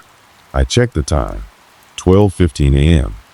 It wasn't unusual for the staff to make rounds at odd hours, but this felt different. The knock had been too deliberate, too intentional. I looked over at Dr. Holt, who was busy with a stack of paperwork, barely acknowledging the noise. "Did you hear that?" I asked. "Hear what?" he replied, without looking up. "The knock on the door." Dr. Holt paused for a moment, his pen hovering in the air, before he shrugged. "It's probably just someone outside, waiting to be admitted. You get used to those sounds around here." He went back to his work as if nothing had happened. I didn't say anything more. Maybe I had imagined it. He'd only been at the hospital for a short time, and I wasn't familiar with all its sounds. After all, the building was old, and there was always some creaking or banging from the pipes or the HVAC system. But then, things started happening more frequently. Small, seemingly inconsequential things that all added up over time. The next night, I was assigned to work the night shift alone in the emergency room. It was a slow night, the kind that left me alone with my thoughts. I found myself wandering through the hallways, checking on the rooms, trying to stay alert despite the emptiness that surrounded me. As I passed through the east wing, I saw something that made me stop dead in my tracks. One of the old, rusted hospital doors was slightly ajar. It wasn't uncommon for doors to get stuck or malfunction, but this door was different. It didn't belong to any of the patient rooms, and it wasn't listed on any of the rounds. I hesitated for a moment. I had always been told to avoid the areas marked for staff only, but my curiosity got the better of me. As I gently pushed the door open, a cold draft rushed past me. The room beyond was pitch dark. I couldn't even make out the shape of the walls, only the faint outline of an old desk in the far corner. I backed away quickly, deciding it wasn't worth exploring. But as I turned to leave, I noticed something on the floor, a small wooden trinket. It looked like a child's toy, something innocuous enough to be mistaken for just another forgotten object. But when I picked it up, I was overcome by an inexplicable feeling of dread. It was a tiny, handcrafted wooden doll, about the size of my palm. Its eyes were hollow, and its face was eerily expressionless. I shuddered and dropped it back on the floor. I turned and walked away from the room, but the feeling of unease followed me back to the emergency room. My heart was racing, and my skin felt clammy. The whole situation was bizarre. Nothing in the room made sense, and yet everything felt off about it. Later that night, I shared what had happened with Jenny. She was sitting in the break room, sipping a cup of coffee when I sat down beside her. I didn't want to sound paranoid, but I had to talk to someone. "I found something odd last night," I told her. "There was this room in the east wing. It was locked off, but the door was open. I thought it'd take a look, and when I went inside, I found this. I pulled the small wooden doll from my pocket and placed it on the table in front of her. Jenny's eyes widened when she saw it. "Where did you find this?" she asked in a quiet voice. "In one of the old rooms. It was on the floor, almost like it had been waiting for me to find it." She stared at the doll for a moment, her fingers hovering over it, but never quite touching it. "You shouldn't have gone in there," she said, almost as though she were scolding me. "That part of the hospital, it's not safe. There's history there, things that shouldn't be disturbed." Her tone was serious, and for the first time, I saw a flicker of fear in her eyes. I hadn't expected that kind of reaction. She quickly stood up and walked over to the window, glancing out as though she were looking for something. "I know you're new, and I get that you want to understand the place. But some things are better left alone." I didn't fully understand what she meant, but I could sense that this was no ordinary superstition. There was something deeper behind her words, something that didn't sit right with me. As the days passed, the strange events continued. I could no longer dismiss them as coincidences. The knocks on doors, the cold drafts in otherwise warm rooms, the sense that someone or something was watching me. And then there was the doll. I couldn't shake the feeling that it had been placed in that room for a reason. It was Jenny's warning that lingered in my mind. Don't disturb the past. But I couldn't help myself. I needed to know more. One night, when I was on another late shift, I decided to revisit the old room in the East Wing. This time, I was determined to find out what was behind the locked doors, and perhaps uncover the source of the strange occurrences that had been plaguing me. As the days wore on, the odd occurrences within the hospital became more frequent, more intense, and undeniably harder to ignore. It started with the usual unexplainable sounds, whispers in the hallways when no one was around, lights flickering in empty rooms, and doors that would open on their own. But then, something changed.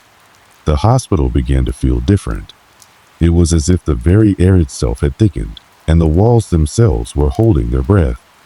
Every hallway, every corner seemed to contain a presence that wasn't there before. The atmosphere was heavy, charged with an unease that clung to everything. It wasn't just the noises anymore. There were fleeting shadows darting across rooms, faces appearing in windows only to vanish the moment you blinked. I couldn't help but notice that the room in the East Wing, the one I had been warned to stay away from, seemed to draw my attention more and more. My curiosity, once a quiet whisper in the back of my mind, had now become a constant, insistent call. I had to know what was in that room. I began researching the hospital's history, going through old patient files, architectural plans, and any scrap of information I could find.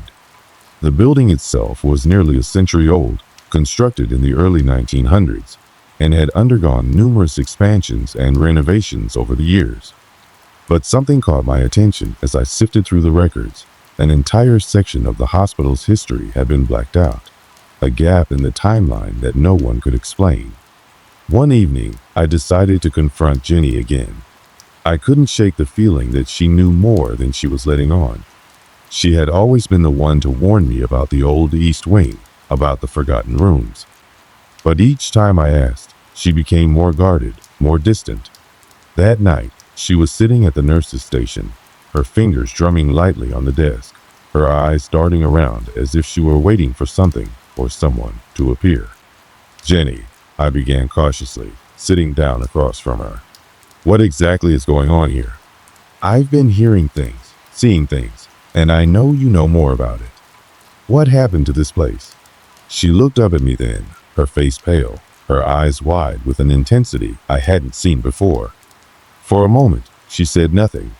She just stared at me, as though she were weighing the decision to speak or stay silent. "You need to stop," she said finally, her voice a low whisper. "Whatever you're looking for, don't go looking any further. Some things aren't meant to be found." I felt a chill run through me. I had always known there was something about this hospital, something buried beneath the surface. I could feel it now more than ever. The tension in the air was so thick, it was suffocating. "I need to understand," I pressed. What happened to this place, Jenny? What are you so afraid of? She hesitated, and for a moment, I thought she might tell me everything. But instead, she stood up abruptly, her chair scraping against the floor. I can't help you, she said quietly, almost to herself. You're in this now. You have to figure it out on your own. With that, she left, leaving me alone in the dimly lit hallway. Her cryptic words hung in the air, swirling around me, and for the first time, I wondered if I had made a mistake by pressing her. But it was too late to turn back now. I was already entangled in something far deeper than I had realized. The following days were filled with increasingly bizarre events. It was as though the hospital itself was responding to my curiosity, growing more hostile with each passing hour. One night, while walking through the long corridor that connected the west wing to the east wing, I noticed a faint glow emanating from under a door I hadn't seen before. It was a room I had never noticed, tucked away in the shadows of the hallway. Its door cracked just enough to let the faintest sliver of light escape. Against my better judgment, I walked toward it. As I reached for the handle, my heart began to race. I could feel something cold, something almost alive, seeping out from the cracks in the door. The moment my hand touched the cold metal of the handle, I felt a shiver crawl down my spine. When I pushed the door open, the light within flickered briefly before stabilizing. The room was small, cluttered with old hospital equipment and abandoned files. But it wasn't the room itself that made my blood run cold. It was the image on the wall. There, scrawled in what looked like dried blood, was a single word: leave. I stumbled backward, my breath coming in short, sharp gasps. My instincts screamed at me to turn around and run, but some force, kept me rooted to the spot. I couldn't tear my eyes away from the message, and for a moment, I was paralyzed. Suddenly, the lights flickered again, and the temperature in the room dropped sharply. I could see my breath in the air. It felt as though the very walls were closing in on me. I slammed the door shut and ran down the hallway, my heart pounding in my chest. The corridor, once so familiar, now felt alien, haunted by an unseen presence. As I reached the main hall, I found myself face to face with Dr. Holt, who had appeared out of nowhere. His eyes were dark, his face drawn. I had never seen him like this before. "Are you all right?" he asked, his voice cold, his gaze piercing. I found something," I stammered. "Something in one of the rooms. It's all wrong." He didn't say anything for a long moment. Then, slowly, he stepped closer, his eyes flicking nervously toward the hallway. "You shouldn't have gone in there," he murmured. "There are things in this hospital that should never be disturbed, things that can't be explained." His words only made the feeling of dread grow stronger. It wasn't just the room I had found, it was everything. The hospital itself seemed to be alive, watching, waiting, and whatever it was, it didn't want me there. The days that followed blurred together, each one bringing more terrifying events. Strange sounds echoed through the hallways at night, soft footsteps following me when no one was around, muffled cries coming from empty rooms, doors that slammed shut on their own. It wasn't just coincidence anymore. It was as if the hospital was a living, breathing entity, one that was growing more aggressive with every step I took into its depths. The following week felt like a blur, the walls of the hospital closing in around me with every passing moment. I was no longer sure what was real or what was just the product of my fear and growing paranoia. I couldn't escape the feeling that something was following me, that the hospital was somehow aware of my every move. I tried to keep a normal routine, seeing patients, making rounds, but nothing felt right anymore. The lights flickered more often, the whispers in the hallways grew louder, and the sense of dread was inescapable. It wasn't until that fateful night, one of those nights where the hospital felt eerily empty, where even the usual creaks and groans of the old building were silenced, that everything came to a head. I was walking the halls alone, just past midnight. The moonlight barely filtered through the cracked windows, casting long shadows that seemed to stretch unnaturally. I had been trying to avoid the east wing, but the pull of that forgotten room, the one I had discovered earlier, was too strong. I couldn't ignore it anymore. My steps echoed as I approached the door. My hands were clammy, my heart racing in my chest, but I couldn't stop myself. The door was slightly ajar, the faint light from within spilling out onto the floor like a siren's call. The message on the wall, "Leave," still haunted me, and yet I felt compelled to go back. I pushed the door open with a shaky hand. This time, there was no flickering light. The room was illuminated by a steady, unnatural glow that seemed to come from nowhere. But that wasn't the most unsettling thing. No, it was the figure standing at the far end of the room, tall, shadowy, its features obscured by the dim light. The air around it felt thick, almost as if the room was holding its breath. I froze, unable to move, as if my body had betrayed me in the face of whatever this thing was. It didn't move either. It just stood there, watching me with an intensity that felt like it could pierce right through my soul. Who are you?" I finally managed to choke out. My voice trembled, barely a whisper against the heavy silence that hung in the room. The figure didn't respond. Instead, it tilted its head, its form slightly shifting in the low light, and I felt an icy chill run down my spine. The temperature dropped so suddenly that I could see my breath clouding in front of me. Every instinct screamed at me to run, to get out of the room, but I couldn't move. It was as if my feet were rooted to the ground, my body paralyzed by fear. That was when I saw it, on the floor beneath the figure, a small, dark stain spread out in a perfect circle. It was the same shape as the smudged blood writing I had found earlier in the other room.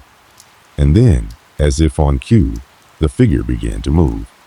It didn't walk, it glided, its feet not quite touching the ground.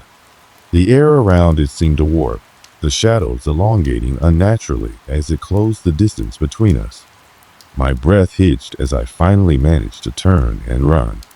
But the hallway felt impossibly long as I sprinted away, the echo of my footsteps drowning out all other sounds. My heart pounded in my chest, each beat resonating like a drum in my ears. When I reached the nurse's station, I slammed the door behind me and collapsed into a chair, gasping for breath. I was shaking, my mind racing as I tried to process what had just happened. It didn't make sense. None of it did. Jenny appeared at the door moments later, her eyes wide with a look I had never seen before, a mix of fear and resignation. She stepped into the room slowly, her eyes flicking nervously toward the hallway behind her. "You saw it, didn't you?" she whispered, her voice barely audible. I nodded, too terrified to speak. The figure, whatever it was still burned into my mind. The room had felt like a tomb, suffocating, and that thing had been waiting for me. Jenny closed the door quietly, locking it behind her. She seemed to collapse in on herself, her shoulders trembling as she sank into a nearby chair. Her face was pale, drained of color, and her eyes looked like they had seen things I could never imagine. "I should have warned you sooner," she murmured, her voice breaking slightly. "But I didn't want to scare you. I didn't want to make you think you were going crazy. But you're not. It's real. It's all real." I stared at her in disbelief. "What are you talking about? What is happening here?" She shook her head, her hand gripping the edge of the desk. "The hospital is cursed. The building, it's built on something that should have been left alone. There's a reason those rooms are forgotten, a reason why people were moved out of the East Wing all those years ago." I felt my stomach drop as her words sunk in. "What do you mean? What happened here?" Jenny took a shaky breath. "There's a reason no one talks about the history of this place, why there are gaps in the records. People went missing here years ago. Doctors, nurses, patients. They disappeared without a trace. The hospital has been haunted by their spirits ever since." I could barely comprehend what she was saying. My mind was reeling. Spirits. Missing people? But I had seen it. No, felt it. Something in this hospital was wrong. It was beyond just strange events. This place was alive in a way I couldn't explain. Suddenly, a loud bang echoed from the hallway, followed by a screeching sound. We both jumped, our eyes locking in silent terror. I knew that sound. It was the door to the east wing, the one I had just left. Without another word, Jenny bolted from her seat, her hands shaking as she grabbed my arm and pulled me toward the door. We have to leave. Now. I didn't argue. I didn't need to. I was already moving before she finished speaking, my mind on nothing but getting as far away from that hallway as possible. But as we rushed down the corridor, I heard it again, the sound of footsteps. But these weren't the usual creaks of the building settling. These were footsteps that seemed to be following us, growing louder with each step. We didn't look back. The sound of the footsteps chasing us down the hallway was deafening. Jenny's grip on my arm tightened, her fingers digging into my skin as we ran. The hospital felt like it was closing in on us, its oppressive weight bearing down on us with every step. Every corner we turned, every door we passed, seemed to lead us deeper into the unknown. The sensation of being hunted, of something wrong moving just behind us, was unbearable. We didn't stop to look behind us. We couldn't. The air in the hospital grew colder the farther we went, like we were running into a freezing wind, even though the corridors were sealed tight. We reached the exit, but the door, normally an easy way out, felt like it was taunting us. It refused to budge, no matter how hard we pushed. Jenny let out a strangled sob. It's not going to let us leave. I was already banging on the door, my knuckles aching from the force, but I couldn't seem to focus. My mind was in a frenzy. I could feel it, the thing, getting closer. The dark figure from the east wing was now more than just a shadow in my memory. It was something real, something that existed in the very walls of the hospital. My eyes darted around the hallway, looking for an escape, a way out. But all I saw were the same old worn-out doors, peeling paint, and flickering lights. The hospital had become a maze, a twisted version of reality that was slowly closing in around us. "Look," Jenny whispered urgently, pointing toward the stairwell. The dim light coming from above flickered weakly, casting long, uneven shadows. The fire exit. It might be our only chance. Without hesitation, we turned and ran up the stairs. Each step felt heavier, like the building itself was trying to keep us from escaping. The eerie silence that had settled over the hospital earlier now returned, but it wasn't comforting, it was suffocating. The shadows stretched unnaturally across the walls, following us with an almost malicious intent. As we reached the top floor, I thought I saw something out of the corner of my eye. Movement, a flash of dark clothing in the hallway. But when I turned, it was gone. I couldn't shake the feeling that whatever we were running from was still right behind us, waiting for us to make a mistake. We reached the rooftop door, and this time it opened without resistance. The cool night air hit us like a slap, but it was a relief. It was real. We were free from the suffocating grip of the hospital. For a brief moment, we stood there, taking in the sight of the city spread out before us, feeling the weight of the events we had just survived. But even then, I couldn't shake the feeling that something was wrong. I turned to Jenny. "Do you think we're safe?" She was breathing heavily, her face pale and drawn. "I don't know, but we can't stay here. We need to get as far away from this place as possible." We made our way down the fire escape, every step feeling like it could be our last. The sense of dread that had taken root in my chest never fully left, even as we finally made it to the street. The city felt different now, more vibrant, more alive, but the terror from inside the hospital still clung to me, a shadow that refused to let go. We didn't say much as we walked, each of us lost in our own thoughts. It wasn't until we reached the edge of town that Jenny spoke again. "I should have told you sooner," she said softly. "But I didn't think you'd believe me. No one does." I glanced at her, my confusion mirrored in her eyes. "Told me what?" "The truth about the hospital, the spirits, the curse." She swallowed hard, her voice trembling. "The hospital wasn't always like this. It used to be a place of healing, a place of hope. But something happened here. People died, and not just the patients. Doctors, nurses, they were taken. They say the building. It holds their souls." I shook my head, still trying to make sense of it all. But we're free now, right?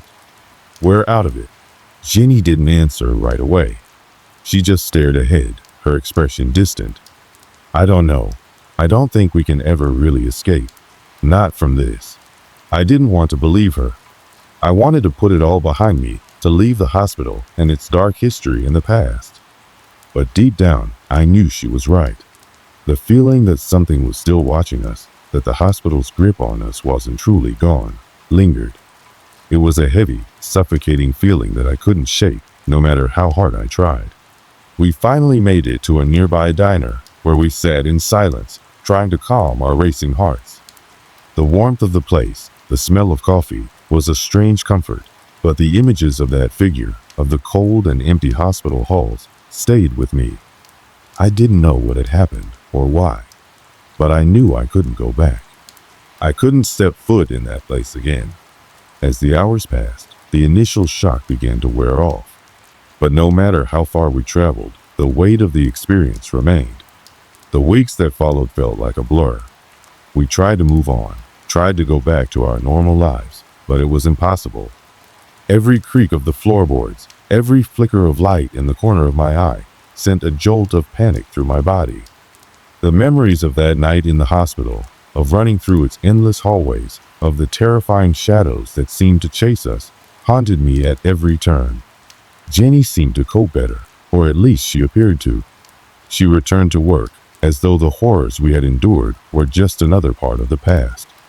But I knew the truth. The fear in her eyes, the way she would look over her shoulder every time she left the house, it was clear that the hospital had left its mark on her too. She never spoke of it again. We both tried to forget. But sometimes, late at night, when the world around me was still and quiet, I would feel it again, the cold, suffocating presence of that place. It would creep into my mind, uninvited, and the sense of dread would come rushing back. I could almost hear the soft shuffle of footsteps, the whisper of something ancient and unknowable moving through the air. I didn't know if I was losing my mind or if I had really experienced something beyond explanation. Jenny would often text me late at night after her shift.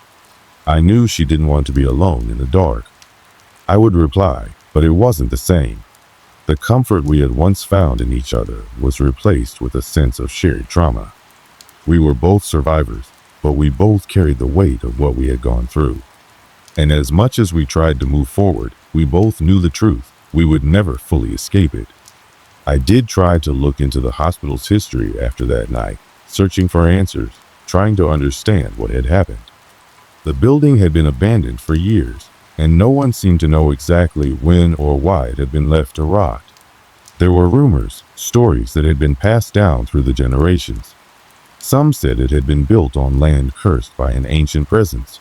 Others spoke of dark rituals performed in its walls. But nothing concrete ever came to light. Eventually, the hospital was demolished. I remember reading about it in the paper, just a small mention in the local news. Old hospital site cleared for redevelopment. The headline read. There was a strange finality to it, like they were trying to erase the hospital's existence from memory entirely. But I couldn't shake the feeling that the building had left a mark on that land, one that couldn't be wiped away by bricks and concrete. Jenny and I never spoke about it again after that, not in any meaningful way. We still saw each other, but it was different now.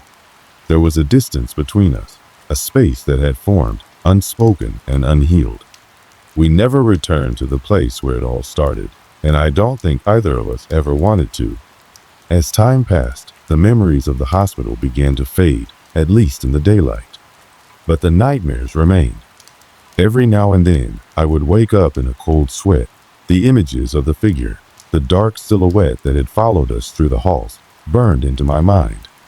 And even though I was miles away, in the safety of my own bed, I could still feel the hospital's grip on me. The truth is, I'll never know what really happened that night. I'll never know what was waiting for us in that dark, abandoned building. But the one thing I do know is that I'll never forget it. No matter where I go, no matter how far I run, a part of that night will always follow me. Sometimes I still wonder if Jenny ever went back to that place, if she ever tried to find out the truth herself. I'll never ask her though. I don't think we could ever truly face it, not without breaking. And so, life goes on. But some nights, when the wind is howling outside and the shadows seem to stretch just a little too long, I wonder if that hospital, is still out there, waiting for someone else to find it, or perhaps for us to find it again.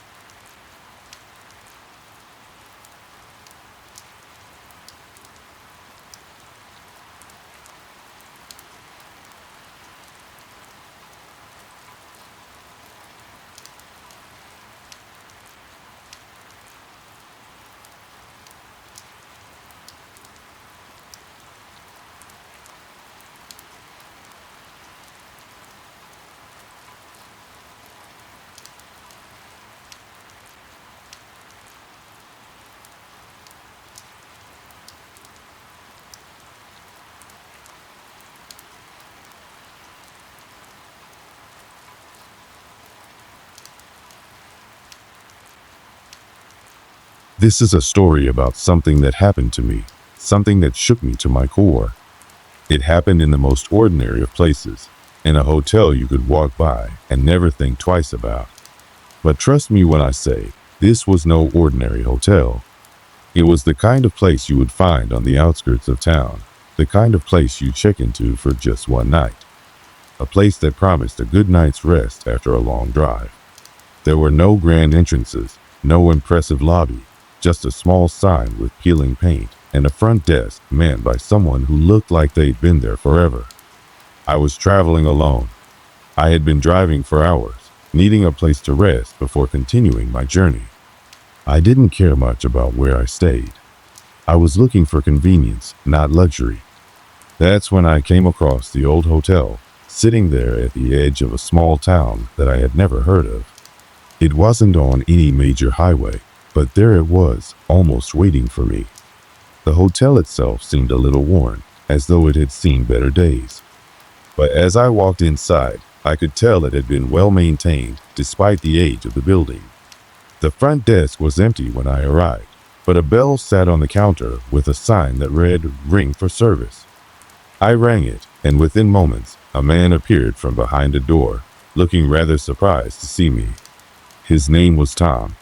He was older, perhaps in his 50s, with a salt and pepper beard and tired eyes that suggested he had been working this shift for far too long. He gave me a warm but somewhat distant smile as he handed me the key to my room. Room 3, right at the end of the hall. "It's a quiet one," he said with a chuckle, as if making a joke about the peacefulness of the place. I smiled back, though I wasn't paying much attention. I just wanted to rest. The room itself wasn't much to speak of. A simple bed with clean linens, a small wooden dresser, and a window overlooking the street. Nothing strange about it, just your typical roadside hotel room. I didn't mind the outdated decor. I was just thankful for a bed. As I settled in, I noticed how quiet it was. Too quiet. The town felt almost deserted, which was strange for a place that should have been a little busier. I could hear the faint creak of the building settling, the low hum of the air conditioner, but other than that, there was nothing. I brushed it off as just being tired from the long drive. After all, I wasn't there for a vacation, I was just passing through. But that quietness, it stayed with me. I took a quick shower, changed into some comfortable clothes, and lay down on the bed. The night was uneventful at first. Just the sounds of the building around me, a few stray thoughts running through my head, and the occasional passing car outside. It'd been in hotels before, and it'd stayed in many places that looked just like this one. But there was something about this particular hotel that started to feel off. I couldn't put my finger on it, but as I lay there in the dark, the silence was louder than anything else. It wasn't until I was about to fall asleep that I first heard it, a soft tapping sound, almost like fingers drumming on the door. At first, I thought it was just the building settling again, or maybe it was the wind hitting the door in a strange way. But it didn't stop. It continued for what seemed like a long time. I got up, my curiosity now getting the best of me, and I walked toward the door. There was no one on the other side. The hallway outside was dark, lit only by the faint glow of a single bulb. I glanced down the long corridor, but it was empty. I shrugged it off, thinking maybe I had imagined it. Still, I felt uneasy. The air felt thicker, almost heavier. I went back to bed, but sleep didn't come easily. I kept hearing those little tapping noises in the background, though they weren't as frequent. Maybe it was just my mind playing tricks on me. I tried to ignore it, but the unease grew. It lingered in the corners of the room, even after the tapping stopped. That was the first night. I didn't think much of it at the time, but something about that hotel felt different. There was an energy in the air, something I couldn't explain, but it was there. And as the days went on, I would soon realize that it wasn't just my imagination. This hotel had a history, and I was about to become a part of it. The first night passed quietly, at least on the surface.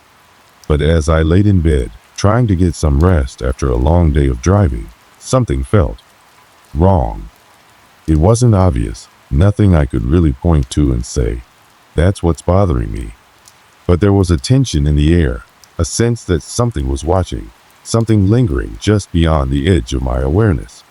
The tapping noise had stopped eventually, and the quiet returned, but I couldn't shake the feeling that I was being followed, that the hotel was somehow aware of my presence. As I lay there, I thought about the town outside, how empty it felt. It didn't seem like the kind of place that would be this quiet, even in the dead of night. I had brushed it off as my overactive imagination. After all, I was in an unfamiliar place, alone for the night.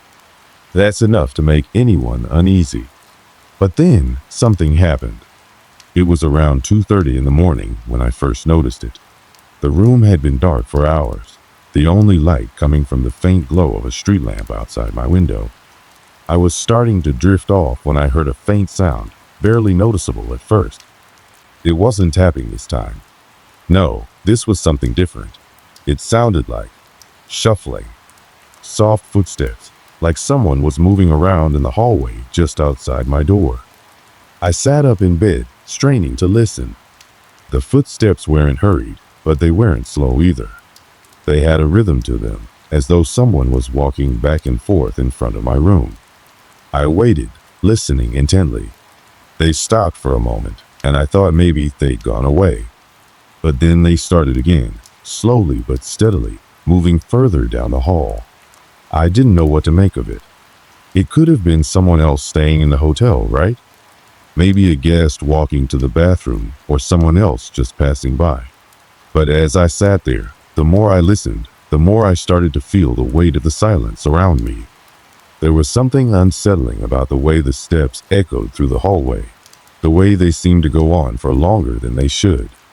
The sound stopped again, and this time it was followed by a strange creak. It was the kind of sound that happens when a door slowly opens, but it was louder than any door I had ever heard. It was as though the very walls of the hotel were stretching and groaning under the weight of something. I couldn't explain it. I lay there frozen, my mind racing. Maybe it was just the old building settling again. That's what I told myself. But deep down, I knew something wasn't right. The hallway outside was too quiet, too still. There was no one there, but I could feel the weight of the unknown pressing against me. I tried to ignore it, tried to convince myself that it was just the quirks of an old hotel. But I couldn't shake the feeling that I wasn't alone. Something was in that hallway, just outside my door. And whatever it wasn't human. In the morning, I woke up with a sense of unease hanging over me. I hadn't heard anything else during the night after those footsteps stopped, but the memory lingered. I tried to shake it off as just being the product of a bad night's sleep, but the feeling stayed with me. I quickly packed up my things, eager to get on the road. But before I left, I decided to take one last look around the hotel. The hotel's common areas were empty. I hadn't seen anyone else during my stay, not a single soul other than Tom, the desk clerk. I walked through the dimly lit hallways, noticing how quiet the building seemed. Too quiet, almost. The air felt heavy, oppressive. The floors creaked underfoot, and every step I took echoed louder than it should have in the empty space. As I walked past room 3, where I had been staying, I noticed something strange. The door to the room was slightly ajar. I was certain I had closed it the night before, but there it was, cracked open by a few inches. My heart started to race, but I told myself it was nothing. Maybe I hadn't fully closed it, or maybe the old door just had a tendency to shift open on its own. But when I looked inside, my breath caught in my throat. The bed was made just as I had left it, but everything else was different. My suitcase, which had been sitting on the dresser, was now on the floor, several feet away from where I'd left it. The clothes that I had neatly folded were now scattered around the room, as if someone had rifled through them. I couldn't explain it. I had been the only one in the room the night before. No one else had entered, no one had touched my things, but everything was out of place. I stepped inside the room, my feet moving almost instinctively toward the bed. The air felt cooler in here than it had the night before, as though something had been lingering in the space. I quickly left the room, my heart pounding in my chest. I didn't want to stay there any longer. It was as if the hotel was trying to tell me something that I couldn't understand. But as I walked out into the parking lot, I saw something that made my blood run cold. Tom, the desk clerk, was standing by the front door, watching me. His eyes were wide, his face pale, and his expression unreadable. I waved at him, but he didn't respond. Instead, he just stood there, staring at me. I didn't stick around to ask him what was wrong. I threw my bags into the car, started the engine, and left the hotel as quickly as I could. I didn't even look back. That was the first real sign that something was off in that hotel. Something had moved in the night. But it wasn't until later, when I tried to tell myself that it was all just a coincidence, that I began to realize that maybe, just maybe, I wasn't the only one in that hotel. As the days went by, I tried to push the unsettling experience at the hotel out of my mind. After all, I had left the place, moved on, and put miles between myself and what had happened in that room. I thought the strange events would just fade away, as these things tend to do in time. But they didn't. A week later, I found myself back in that small town, though not by choice. It was a layover, a quick stop on my way to a business meeting in another state. But as I passed through the familiar roads and approached the old hotel once again, something urged me to pull into the parking lot. It wasn't a rational decision. I could feel a pull, like a magnetic force, drawing me in. I couldn't explain it. But there I was, staring at the hotel, standing in front of it again. I checked in quickly, but this time there was something different in Tom's eyes as he handed me the room key. He didn't say a word, but I could see it in his expression, a kind of recognition, as though he knew exactly why I was back. I didn't want to stay, but there was no avoiding it. I took the key from him and walked toward the same room, room 3. The air inside the room was heavy again, as though it had been waiting for me. The curtains were drawn, casting the room in an eerie, dim light. I stepped inside, trying to shake off the uneasy feeling that had settled in my chest. The door clicked shut behind me, but I couldn't ignore the nagging sensation that something had changed. The room felt colder, even though the heater was running. It wasn't just the temperature. There was a presence in the air, something that I couldn't see but could definitely feel. I decided to unpack quickly, focusing on something mundane to distract myself. But as I placed my things on the dresser, I couldn't help but notice something strange. There was a faint smell in the air, something almost sweet, but with a sharp undertone, like rotting fruit. It lingered in the room, just out of reach, almost as though the air itself was thick with it. I walked over to the window and opened it slightly, letting the cool night air rush in. The smell didn't fade. Instead, it grew stronger. I closed the window again, my mind racing. The room had an unsettling quietness, like the world outside had disappeared entirely. There were no sounds of crickets, no rustling of trees in the wind, nothing. For the next few days, things started happening more frequently. At night, I would hear the same shuffling noises from the hallway. But this time, it wasn't just random footsteps. The shuffling seemed to move closer to my door, then stop right outside it. I would lay awake, heart pounding, wondering if someone had entered the building or if it was all in my head. But when I checked the hallway, it was always empty. The silence was suffocating. Then, one night, the lights started flickering. I was sitting in the chair by the window, reading a book, when the overhead light suddenly blinked, its brightness wavering in and out. It wasn't a power outage. It wasn't the kind of flicker you'd expect from faulty wiring. No, this was something different. It was as if the light was fighting to stay on, but something unseen was pulling at it, draining it. I stood up and reached for the light switch, hoping to fix it. But as soon as I touched it, the flickering stopped and the light burned steadily. I shook my head, trying to brush off the unease creeping up my spine. The next incident was even stranger. The mirror in the bathroom had always been there, just a simple, old-fashioned mirror above the sink. But one morning, as I stood in front of it brushing my teeth, I saw something that made my stomach drop. It was subtle at first, something barely noticeable, but in the reflection behind me, I could make out the faintest silhouette. It was the figure of a person, standing motionless, just beyond the edge of the mirror's view. I whipped around, but there was no one there. My heart raced as I looked back into the mirror. The silhouette was gone. I checked the room thoroughly, even the closet, but I was alone. Yet, the image stayed in my mind. The figure had been there. I knew it. I wasn't imagining it. I began to wonder about the history of the hotel. Was it possible that the place was haunted? I didn't believe in ghosts, at least not at first. But as I sat in that room, it became harder to dismiss the idea. I needed answers, but the more I thought about it, the more I realized I didn't want to know. What if the stories were true? What if something was really watching me? I decided to ask Tom about the history of the hotel, but whenever I brought it up, he just gave me a tight smile and quickly changed the subject. It was almost as if he knew more than he was letting on, but he wasn't willing to share. The more I pressed, the more evasive he became. It didn't sit right with me, but I couldn't let it go. I needed to understand what was happening. So, one night, after Tom had gone home and the hotel was empty, I decided to explore. I had to know. I couldn't keep pretending like everything was normal when it so clearly wasn't. I crept down the hallway, my footsteps muffled by the old carpeting.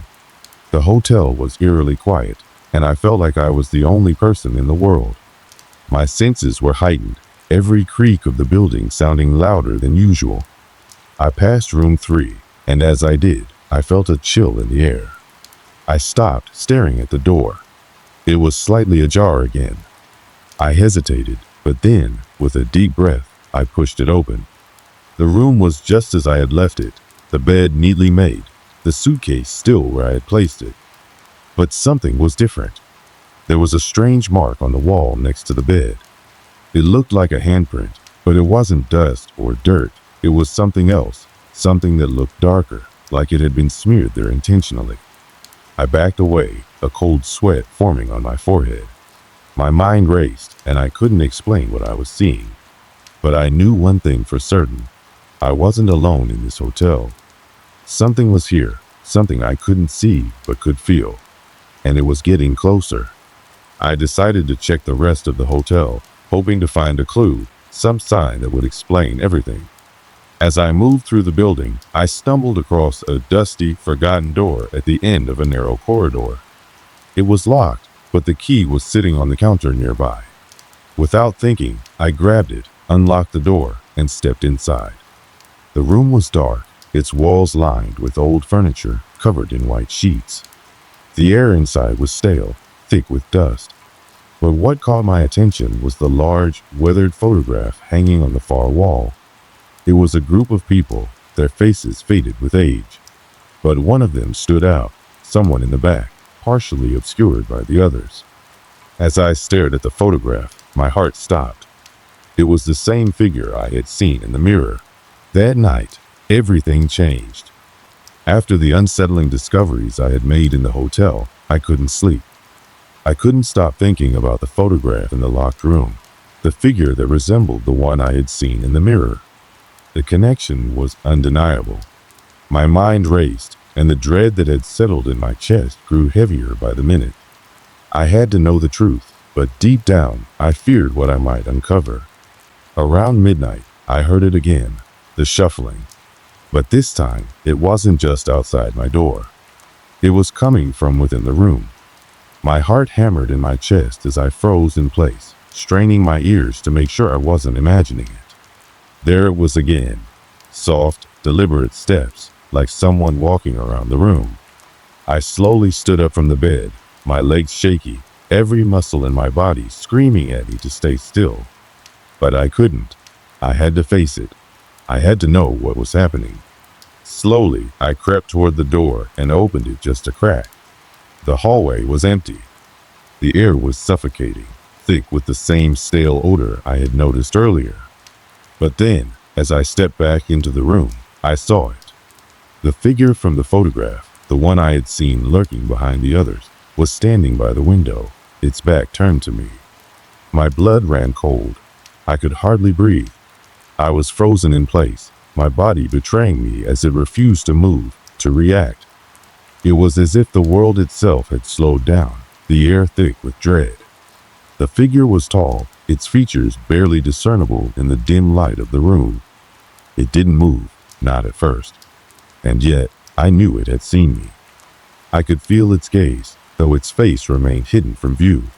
The air around it seemed to ripple, like a distortion in reality itself.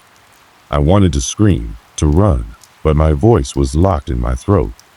I stepped back, my feet stumbling over the carpet as I retreated toward the door. But just as I reached for the handle, the figure turned around. Its face was pale, almost deathly so, with hollow eyes that seemed to pierce through me. There was no expression, no recognition, just emptiness. But it wasn't the face that terrified me the most. It was the fact that it wasn't alone.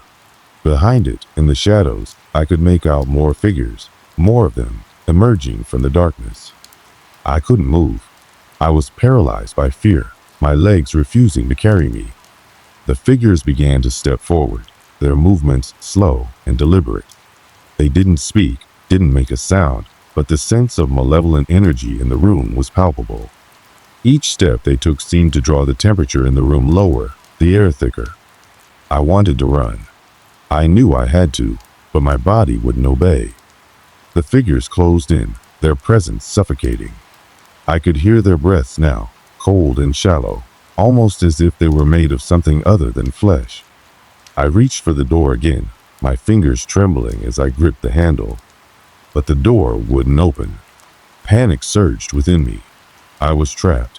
There was nowhere to go. The leader of the figures, if that's what it was, stepped closer, its hollow eyes locked onto mine. For the first time, it opened its mouth, but no sound came out. Instead, I felt something inside me shift, like a pressure building, a force pushing against my very soul. The air around me seemed to vibrate with an intensity I couldn't comprehend. In that moment, I realized the truth. These weren't just figures. They were spirits trapped in this hotel, tied to something dark and sinister. Something that had been buried in the past, hidden away in the hotel's history. and I had stumbled upon it. The curse that bound these spirits had been awoken, and now they were after me. The realization hit me like a bolt of lightning. The air around me grew colder, the oppressive force of the spirits closing in on me, their presence overwhelming. My chest tightened, making it harder to breathe. And then I heard the voice. It was soft at first, like a whisper in the back of my mind. But then it grew louder until it felt like the words were coming from everywhere at once. Leave, or join us. I couldn't understand. I couldn't process what was happening. The figure reached out, its hand cold as ice, brushing against my arm. The touch sent a shock through my body, a wave of dread and sorrow that seemed to overwhelm me entirely. I was about to collapse, my body no longer capable of handling the terror that consumed me, when I heard the door finally creak open. Without thinking, I bolted. I ran down the hall, my heart pounding in my chest, my breath ragged. Behind me, I could hear the footsteps of the spirits, their slow, deliberate movements following me. I didn't dare look back. I couldn't. I just had to escape. I reached the stairs, my legs burning from the effort, and I ran down them two at a time. I reached the front door, my hands fumbling for the handle, but it wouldn't open. It was locked. It was always locked. I could hear them getting closer now. The cold air seemed to seep into my skin, my body trembling uncontrollably. My mind screamed at me to keep going, to break through the door, but my body was giving up. That's when I saw him. Tom. He was standing at the bottom of the stairs, his face pale, his eyes wide with fear. But there was something else in them, something I couldn't place. A knowing, a recognition. He reached out a hand, and I rushed toward him, but as I did, the spirits closed in, their cold, ghostly presence overwhelming me. I couldn't breathe. I couldn't escape. And then, as if by some unseen force, the door swung open. I didn't wait. I didn't question it. I ran into the night, not looking back. I didn't stop running. Every step I took felt like I was escaping something that wanted to drag me back into the dark, back into the hotel that had trapped so many before me. My lungs burned, my legs screamed in protest, but I kept pushing forward, not daring to look back. Tom and I didn't speak. We didn't need to. The fear in his eyes said everything. We were both terrified, haunted by what we had just witnessed. We didn't understand it, couldn't comprehend it, but we knew one thing for sure. There was something malevolent in that hotel. Something that would never let go. We didn't stop running until we reached the safety of the nearest town. It was still dark, but the chill of the night had lost its grip on us as we finally slowed down. We stumbled into a small diner, gasping for breath, our bodies still trembling with adrenaline. As we sat down at a table, trying to steady ourselves, I couldn't help but wonder what had happened. Was it really over? Was the hotel's curse broken? Or were we just lucky to have escaped? Tom looked at me, his face pale. We need to go back. I stared at him, not understanding at first. What do you mean, go back? He leaned forward, his voice barely above a whisper. There's something I haven't told you. Something I should have said earlier. The weight of his words settled on my chest. I could barely breathe. I've been to that hotel before, he said, his voice low and strained. I was there years ago, before you ever arrived. And when I saw you there, when I saw you in that room, I knew it had found you. His confession sent a shiver down my spine. I couldn't believe what I was hearing. He continued, his eyes locked onto mine. I left that place after what happened, after what I saw. I thought I could outrun it, but it followed me. And it followed you too. The spirits. They were just waiting for someone to stumble onto their story. I was speechless. The hotel wasn't just a place. It was a trap, a place of torment, an inescapable web that had caught us both. The thing is, Tom said, his voice breaking, it never really lets go. You think you're free, but it's always there, in the back of your mind. The hotel, the spirits, they won't let you forget. I didn't know what to say. I didn't know how to respond to that. But we can't just leave it, he added, his voice firm now. We have to go back. We have to confront it. If we don't, it'll just keep coming. The thought of returning to that place, to face whatever dark force still lingered there, made my stomach churn. But I knew Tom was right. It wasn't over. It would never be over, not until we went back and resolved it once and for all. I nodded slowly, my resolve hardening. Let's go back. The drive felt endless, each mile seeming to stretch longer than the last. The closer we got to the hotel, the more the air seemed to thicken, and the tension between us mounted. Tom was gripping the steering wheel so tightly his knuckles were white. Neither of us spoke. We didn't need to. The silence said everything. When we arrived, the hotel loomed before us, just as it had when we first arrived. But now, there was no excitement, no curiosity, only dread. The air around the building seemed to pulse with an unnatural energy, as if it was alive, watching us. We stood in front of the doors for what felt like an eternity. Neither of us moved. Neither of us spoke. Finally, Tom took a deep breath and pushed open the door. The same stale air hit us, the same cold that seemed to seep into your bones the moment you stepped inside. The hotel was exactly as we had left it. The hallways were empty, the rooms silent. But there was something different now. A sense of heaviness hung in the air, like a storm was just about to break. We moved slowly, cautiously, as if we were intruders in a place that had already claimed its victims. Tom led the way, his steps hesitant but determined. I followed closely behind, my heart racing. We made our way up to the room where it all started.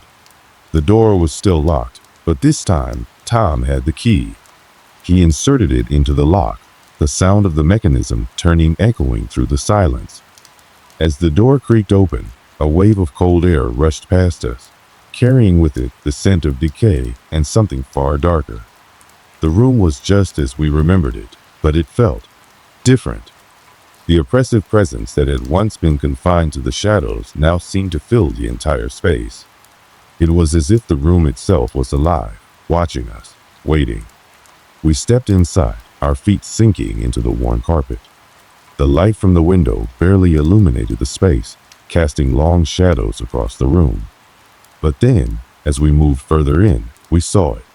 The photograph, still hanging on the wall, the same one from the night before. But now, something had changed. The faces of the figures in the picture seemed to shift, as if they were no longer just images, but living, breathing things. Tom reached out a trembling hand and touched the frame. As soon as his fingers made contact, the temperature in the room dropped.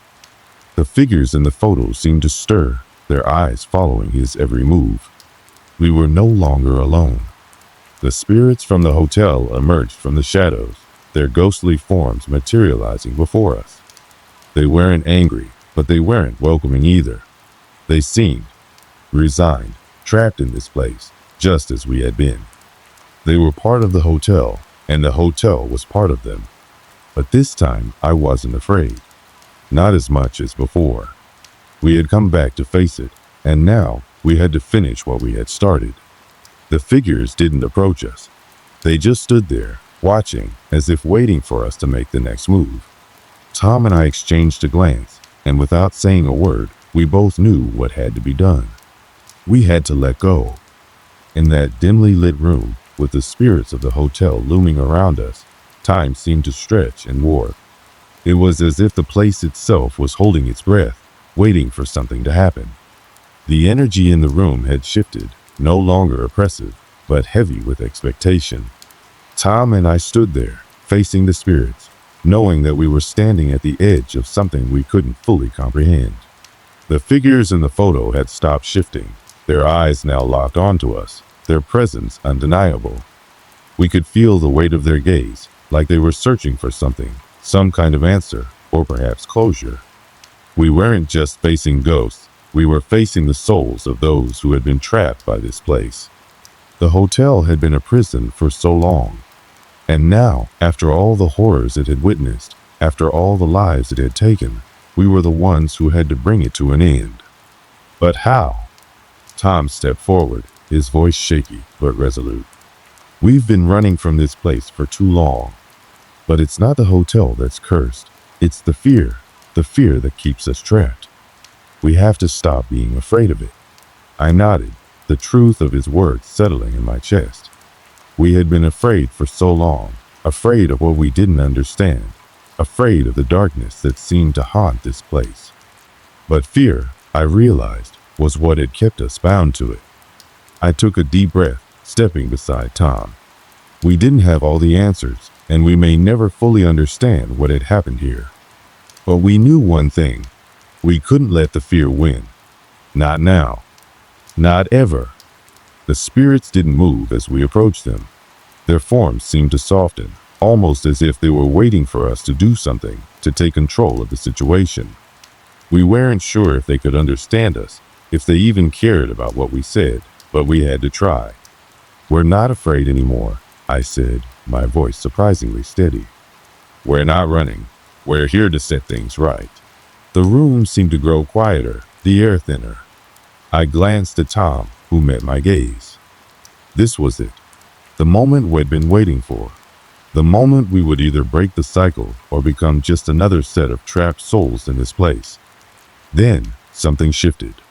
The temperature in the room suddenly dropped, and a soft light seemed to emanate from the walls, casting an ethereal glow around us. The spirits seemed to hover in place, their eyes still fixed on us, but their forms no longer as threatening. It was as if we had done the one thing that had eluded everyone else before us. We had faced the fear, and we had confronted it. The energy in the room began to fade, the oppressive weight lifting slowly. The spirits seemed to dissipate, their forms melting into the walls, the air, until there was nothing left but the stillness of the room. We stood there for what felt like an eternity, waiting for something, anything, to happen. And then, as if in response to our quiet resolve, the hotel itself seemed to release a long, slow sigh. The atmosphere lightened, the sense of dread that had once permeated every corner of the building now gone. We had done it. We had freed ourselves, and the spirits with us. As we walked out of the room, the once creaky floorboards no longer groaned under our weight. The cold air that had clung to every inch of the hotel had softened, and the oppressive darkness that had once seemed so alive was now just a memory. When we left the hotel, the sun was just beginning to rise, casting a warm golden light across the desolate parking lot.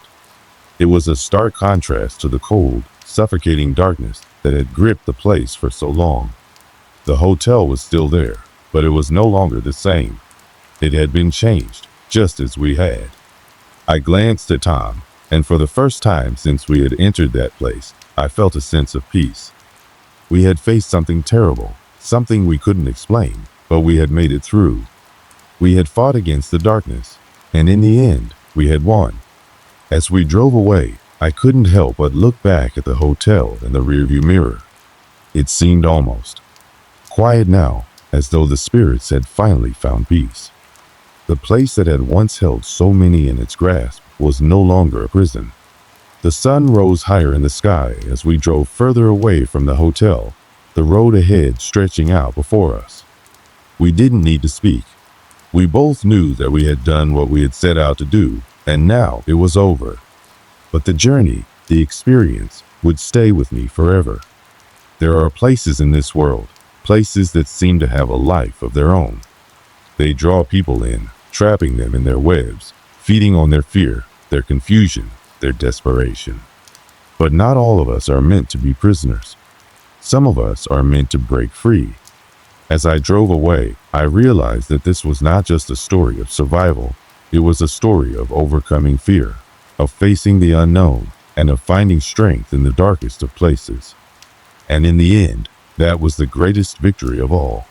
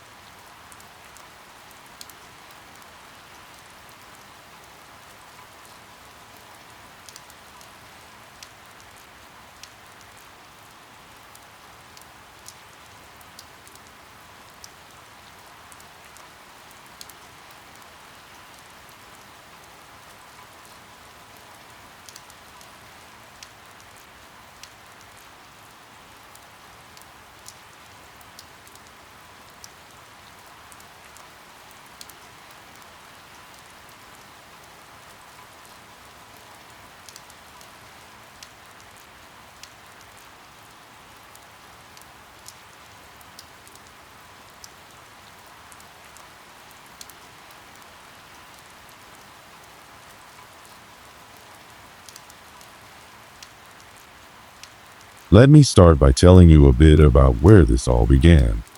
It was a cold winter evening, the kind that makes the air feel as though it's frozen, but not in a way that you could escape with just a sweater. It was a typical night in the city, with only the distant hum of traffic breaking the stillness of the night. A hospital sat on the edge of town, just outside of where the hustle and bustle of the city began to fade into the quiet suburbs. It was an older hospital, one of those places with creaky floors and a sterile scent that lingered no matter how much they cleaned it. I was a young intern back then, fresh out of medical school, eager to prove myself. The place seemed perfect to me at the time, nothing too glamorous, but solid, reliable. The kind of hospital where the staff had been around for years and knew how to get things done without the fanfare that surrounded newer facilities. It wasn't long before I got to know the place. The way the nurses had their stations set up with neat little piles of paperwork, and the way the doctors paced the hallways during their shifts, muttering to themselves. I thought I had everything figured out, but that's the thing about a place like that. It's easy to let the routine numb you to the underlying strangeness of it all. The staff was a mix of seasoned professionals and fresh faces like me, trying to make a name for ourselves in the world of medicine. There was Dr. Caldwell, the head of the who had been there for years and had seen it all. Then there was Nurse Hayes, who always seemed to know when you were about to mess up and, somehow, saved you from it. The hospital was a place where time felt like it had slowed down, where the days and nights blurred together. And yet, there were moments, glimpses, when something felt off. But you couldn't quite put your finger on it. I remember one night specifically. It was a weekend shift, and I was assigned to the night emergency department. We were used to the odd hours and long shifts, but something about this night felt different. The usual hum of activity seemed muted, almost absent. The walls, old and worn, seemed to close in on me as I worked through the patients, my mind racing through each diagnosis and treatment. The hospital was eerily quiet that night, with few patients and even fewer staff. The few sounds that broke the silence were the soft shuffle of shoes on the linoleum floor and the faint beeping of machines monitoring patients' vitals. I had been assigned to help Dr. Caldwell that night, a duty that didn't seem unusual at first, but as the hours passed, I began to feel an uncomfortable weight pressing down on me. The hallway outside the emergency room was dimly lit, the flickering fluorescent lights casting long shadows against the peeling wallpaper. There were sections of the hospital that felt colder than others, and the emergency department was one of them. The temperature seemed to drop as soon as I stepped into the hallway, sending a shiver down my spine, but I brushed it off as a draft. After all, hospitals are full of drafts. That night, we had very few patients, and most of the staff was sitting around, chatting or going through their usual routines. I had a few breaks where I went to the break room, and that was where I first met him, the man who would change everything for me at that hospital. He was an older man with graying hair and a slight hunch. He sat in the corner, his eyes focused on the blank TV screen, but there was something about him that caught my attention. It wasn't his appearance or even his presence, it was the stillness. He looked as though he had been waiting for something I couldn't see or understand. "Long night?" I asked as I walked past him to grab some coffee. I paused for a moment, trying to process his words. "What do you mean?" I asked, genuinely curious. He simply shook his head and muttered, "You'll see, sooner or later." Before I could ask him anything else, he stood up and left the room, disappearing into the maze of corridors that made up the hospital. I didn't think much of it at the time, just an eccentric old man who probably spent too much time in the hospital and had a few strange ideas.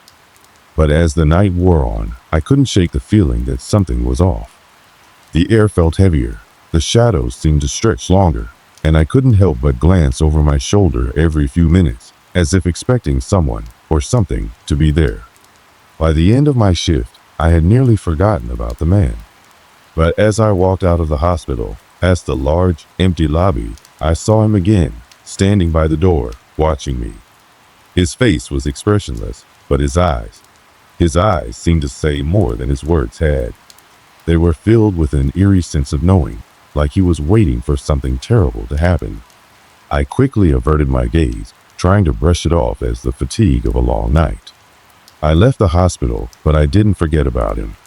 His words echoed in my mind, and it was only when I returned the following night that I started to notice the strange things.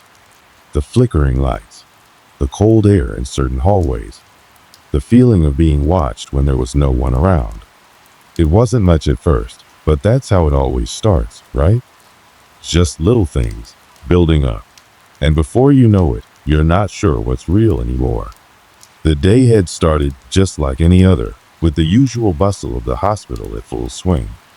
I walked through the long corridors, the scent of antiseptic thick in the air as I made my way to the emergency room. The rhythm of the hospital was a steady pulse, with patients being admitted, doctors calling out instructions, and the constant chatter of nurses going about their business. It all felt ordinary until something happened that would change everything. The first sign, the one that I would later realize was a warning, came in the late afternoon. I was working with Nurse Hayes, who had become a sort of mentor to me during my time at the hospital.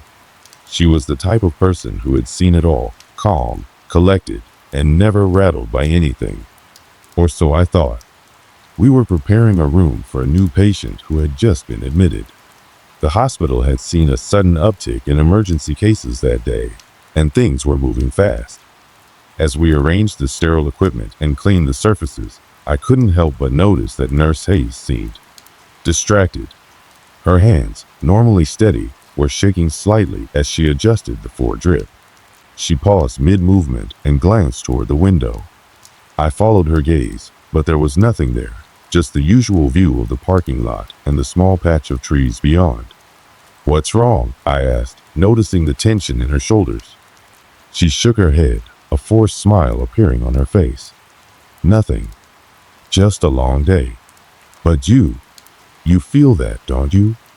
Her voice dropped, barely above a whisper. I wasn't sure what she meant. The hospital had its usual ups and downs, but it wasn't uncommon for the staff to get a bit on edge after a particularly exhausting shift. Still, there was something in her eyes, a flicker of unease, that made me feel a bit uncomfortable. I nodded, though I wasn't entirely convinced. "I guess it's just the stress of the job." But as I turned back to the task at hand, I felt it too, a sudden chill that swept across the room. It wasn't the cold draft that usually came from the outdated windows. It was something different, something deeper. It felt like the temperature had dropped in the room, despite the heat from the overhead lights and the sterile equipment. Then, the lights flickered. Once, twice, before they settled back into their usual hum. It wasn't the first time the lights had flickered, but today, it felt different. The flickers seemed deliberate, as if something was trying to get our attention. Nurse Hayes didn't seem to notice it at first, but I saw her eyes narrow, her expression becoming more guarded. "What the hell?" I muttered under my breath. Nurse Hayes didn't respond immediately. Instead, she turned toward the hallway, as though listening for something.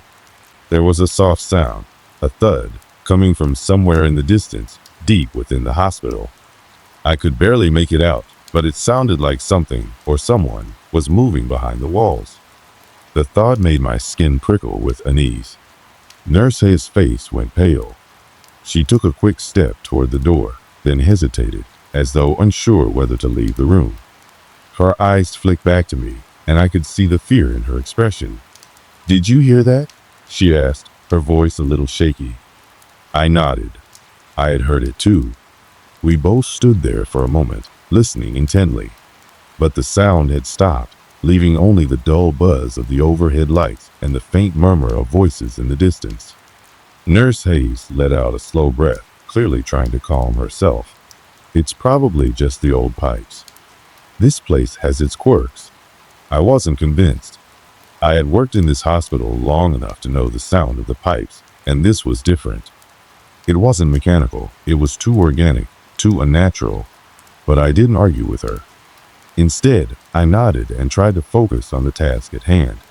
But I couldn't shake the feeling that something was watching me, that something was just beyond the threshold of my vision, waiting to make itself known. Later that evening, the unsettling sensation only grew.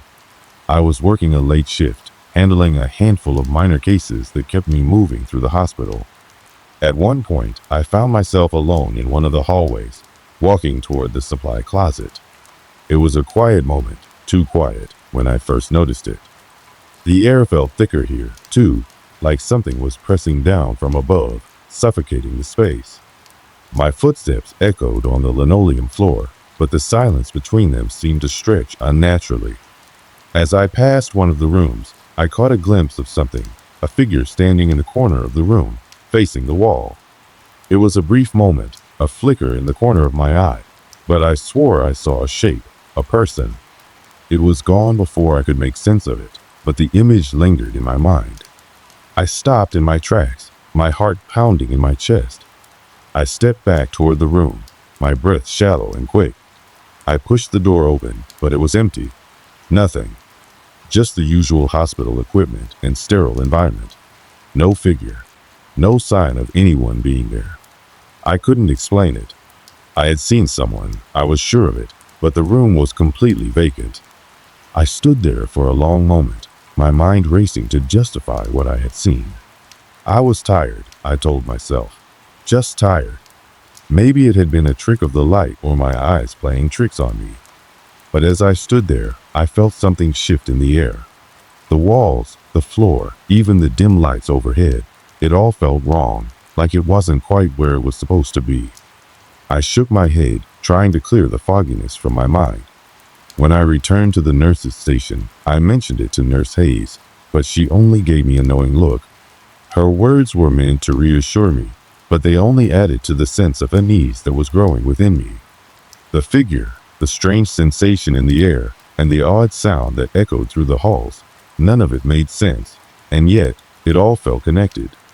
It felt like the hospital itself was alive, and it was watching, waiting. That night, I tried to push it all to the back of my mind.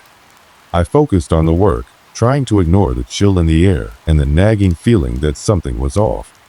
But as I walked through the empty hallways on my rounds, the shadows seemed to stretch longer, and the silence felt heavier.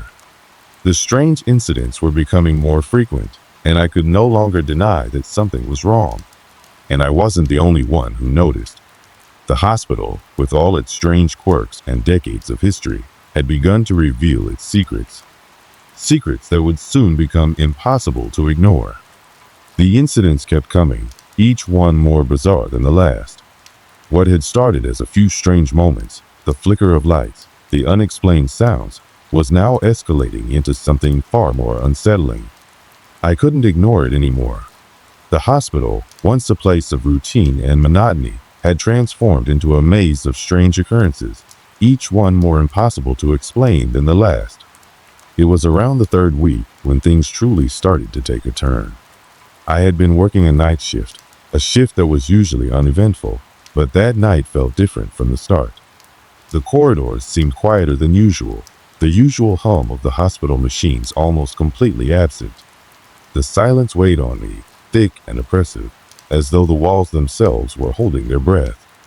I was walking down the main corridor when I felt it again, the sensation of being watched. It wasn't just a vague feeling, it was a presence.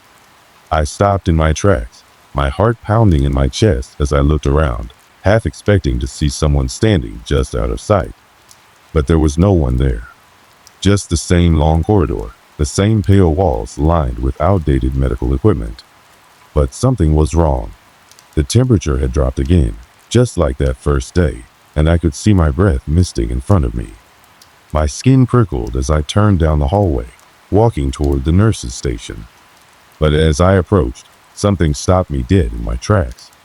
There was a door, one that I had never noticed before, slightly ajar at the end of the hall. I knew this part of the hospital well, and I was certain that door hadn't been there earlier. It was a small, unmarked door, hidden in the shadows as if deliberately trying to avoid attention. For a moment, I stood frozen, unsure of what to do. But curiosity got the best of me, and I walked toward it, my footsteps muffled on the cold floor. I pushed the door open cautiously, expecting to find some sort of storage room or utility closet, but what I saw made my stomach drop. The room was small, no more than a few feet wide, and completely empty. But as I stepped inside, a sharp smell hit my nose, something metallic, almost like blood. I quickly backed out, my hands trembling as I tried to process what I had just seen. This was no ordinary room. The door clicked shut behind me as I turned and rushed back to the nurse's station. My mind was racing, and I could feel the weight of everything that had been happening settling over me. The flickering lights, the strange noises, the odd sense of presence, it all seemed to be building to something. I found Nurse Hayes sitting at the desk, her eyes tired but alert. She had been working here long enough to know when something was off. I didn't have to explain, she could see the look on my face. "I found a door," I said, my voice strained. "At the end of the hall, in the old section. It's not on any of the maps." Nurse Hayes didn't respond right away. Instead, she stood up, her expression hardening. "Where exactly?" I led her down the hallway to where I had found the door, but when we got there, it was gone. The hallway was empty, with no door in sight, just the usual bare walls and windows. I felt my pulse quicken as I stood there, staring at the empty space. "What's going on?" I asked, my voice barely above a whisper. Hayes looked at me with a strange, knowing expression, but she didn't speak right away. Instead, she took a slow breath, glancing around the hallway, as if she was afraid someone might be listening. Then finally, she turned to me and said, "There's a lot about this hospital that people don't talk about. It's always been strange." "What do you mean?" "You'll figure it out soon enough. But trust me, you're not the first person to notice." I didn't fully understand what she meant, but her tone made it clear that this wasn't the first time something like this had happened. Hayes had been here long enough to know the ins and outs of the hospital, and I began to suspect that she knew more than she was letting on. But she wasn't ready to talk about it yet, and neither was I. That night, I stayed in the hospital after my shift, unable to shake the feeling that something was closing in. I kept thinking about that door, the one that had disappeared as soon as I left the room. It didn't make sense. There was no way a door could just vanish like that. It wasn't until later that night, after I had taken a walk around the hospital to clear my head, that I began to piece things together. I was in one of the back hallways when I saw it again, the figure. At first, it was just a shadow moving at the end of the hall. But as I got closer, the shadow took shape, a tall, indistinct figure, standing motionless against the wall, as if waiting for something. The hair on the back of my neck stood up as I slowly approached. But as I got closer, the figure vanished, as if it had been swallowed by the darkness itself. I froze, unsure of what I had seen, my heart pounding in my chest. Was I imagining things? Was I just tired? No, I knew what I saw, and it was real. I couldn't shake the feeling that whatever was happening, whatever force was haunting this hospital, was now aware of me, aware of us all. It wasn't just an occasional flicker of lights or strange noises anymore. This was something more intentional, more menacing. Over the next few days, the incidents grew more intense, more frequent. The temperature shifts became harder to ignore, and the sense of unease that had started as a mere whisper now loomed over everything.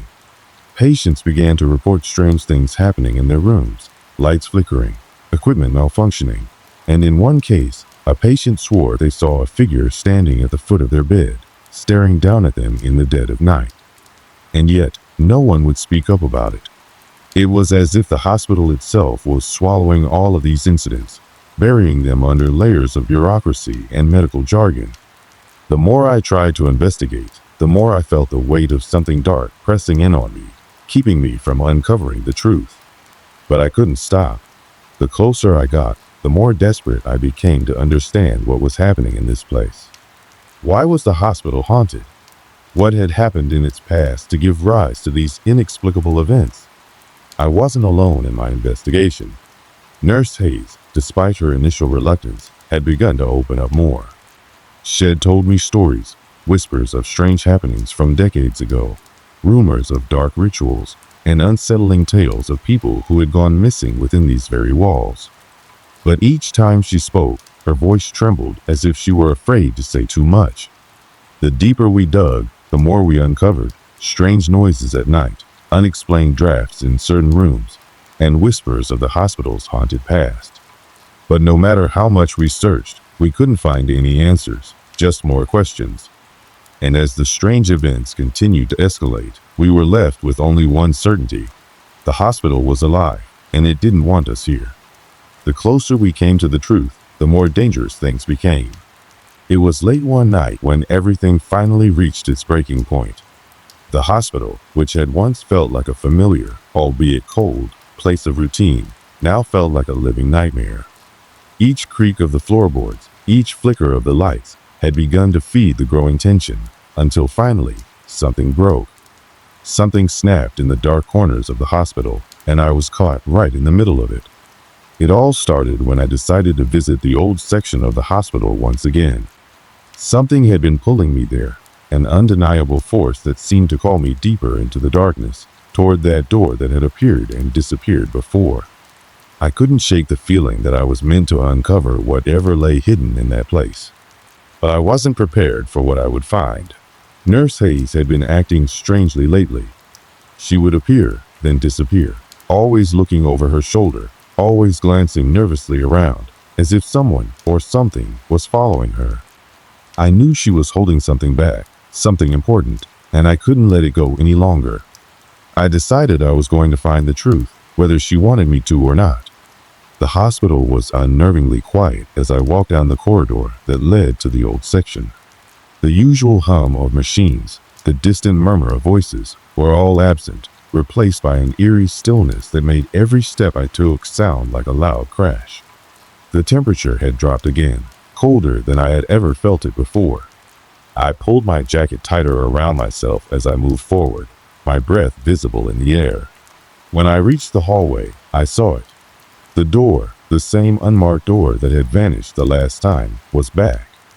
But this time, it was wide open. The darkness inside the room seemed to swallow the light from the hallway, as if daring me to step inside. My heart raced, my hands trembling as I stood frozen in place. Every instinct screamed at me to turn back, to walk away, to leave this place behind. But something within me refused to let go.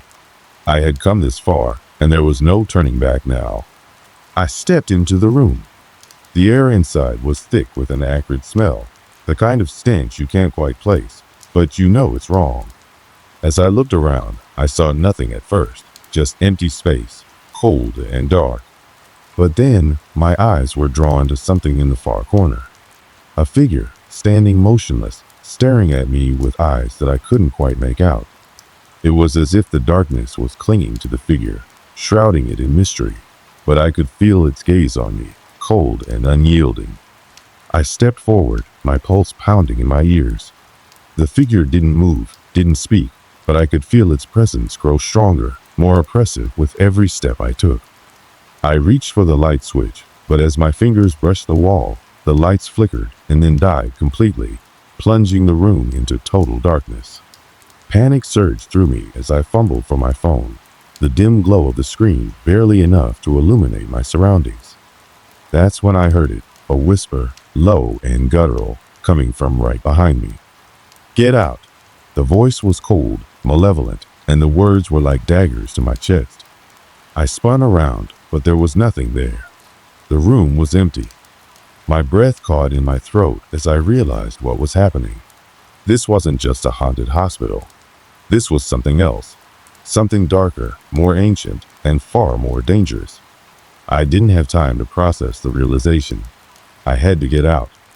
I turned and rushed for the door, but as I reached for the handle, it slammed shut in my face. The room seemed to close in on me, the walls pressing closer, the air growing thicker with each passing second. I pounded on the door, screaming for help, but no sound escaped my mouth. I was trapped. The figure was back. I could see it now, more clearly than before. It was a man. No, not a man. Something that had once been human, but was now far from it. Its eyes glowed with an unnatural light. Its skin stretched taut over its skeletal frame. The darkness clung to it like a shroud, as though it had become one with the very shadows that surrounded it. It stepped closer, each movement deliberate, slow, like it was savoring my fear. I backed away, my legs hitting the cold concrete wall behind me. I couldn't move. I couldn't breathe. I was paralyzed by the sheer intensity of the creature's presence. It was as if my body had forgotten how to function, trapped in a nightmare from which there was no escape. And then, as if on cue, the figure spoke. "You shouldn't have come here," it hissed, its voice like broken glass, scraping across my mind. "You can never leave." I tried to scream again, but my voice was lost, swallowed by the oppressive silence that hung in the air. The creature was closer now, so close that I could feel its cold breath on my skin. I could see the twisted smile on its face, the jagged teeth gleaming in the faint light. But then, just as quickly as it had appeared, it vanished. The door flew open. I didn't wait to ask questions or process what had just happened. I bolted, running through the hallways, my footsteps echoing in the dead silence. My mind was a whirlwind of terror and disbelief, and I couldn't make sense of anything that had just occurred. My body moved on its own, driven by pure instinct, as if it knew that staying in the hospital any longer would mean certain death.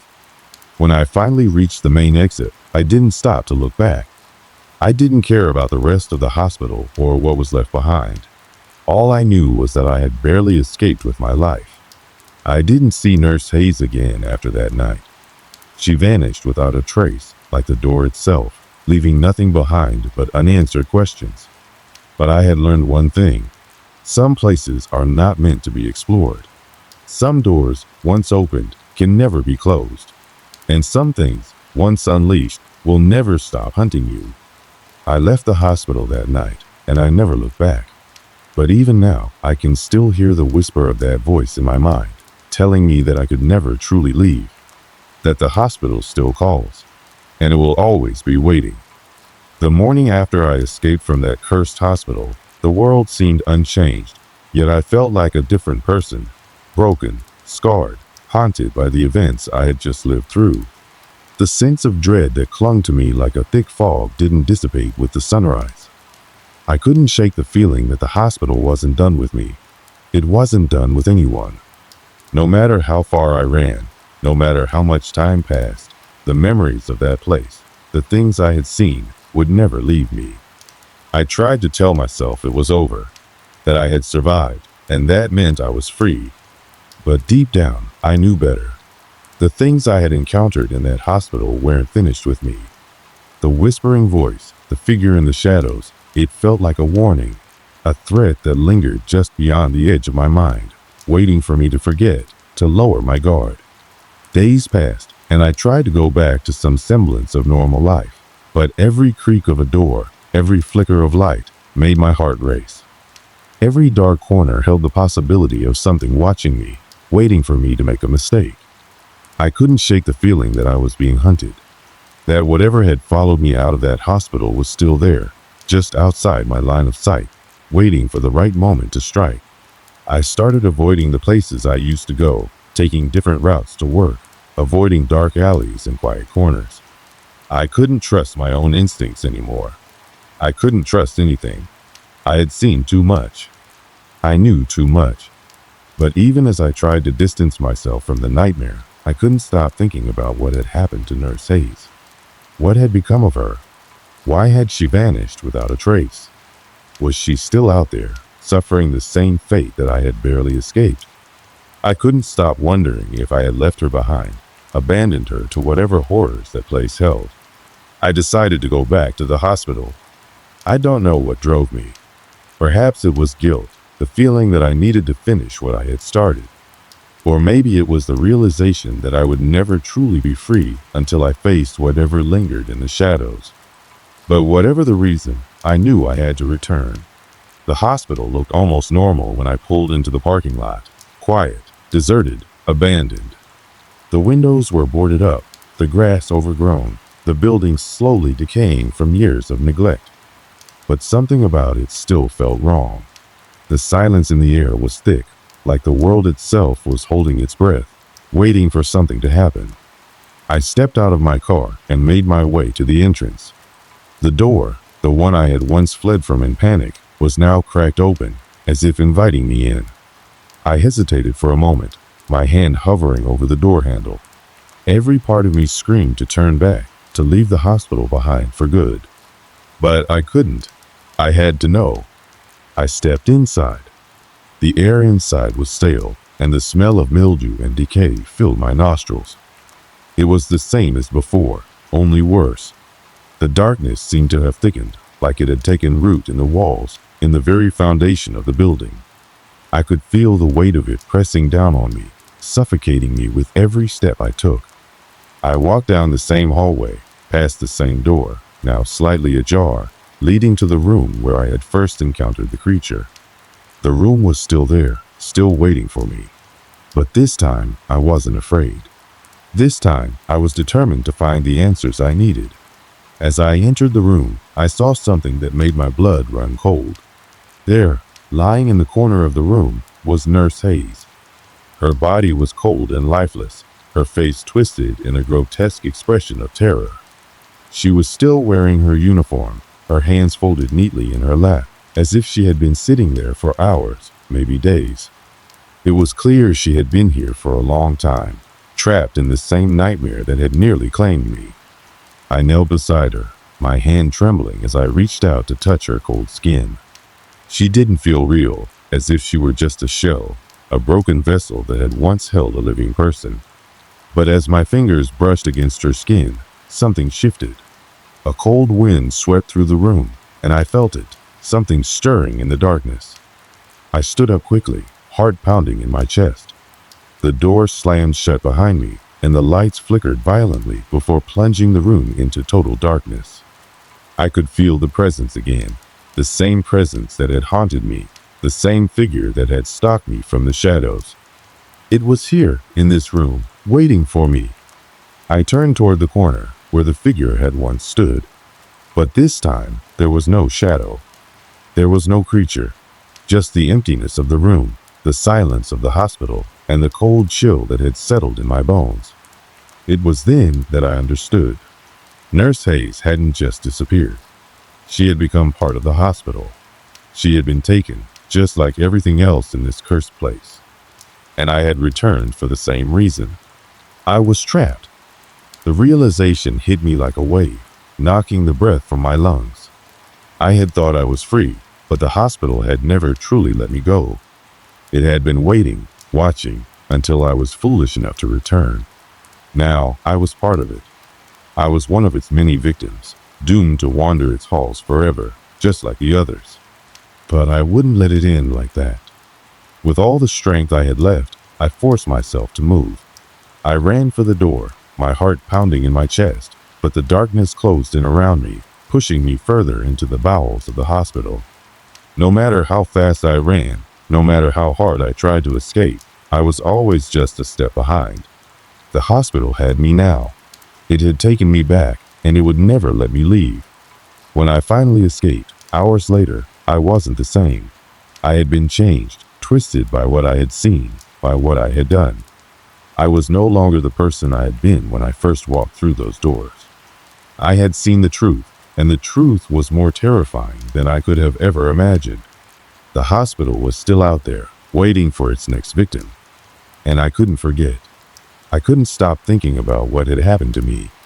What had happened to Nurse Hayes.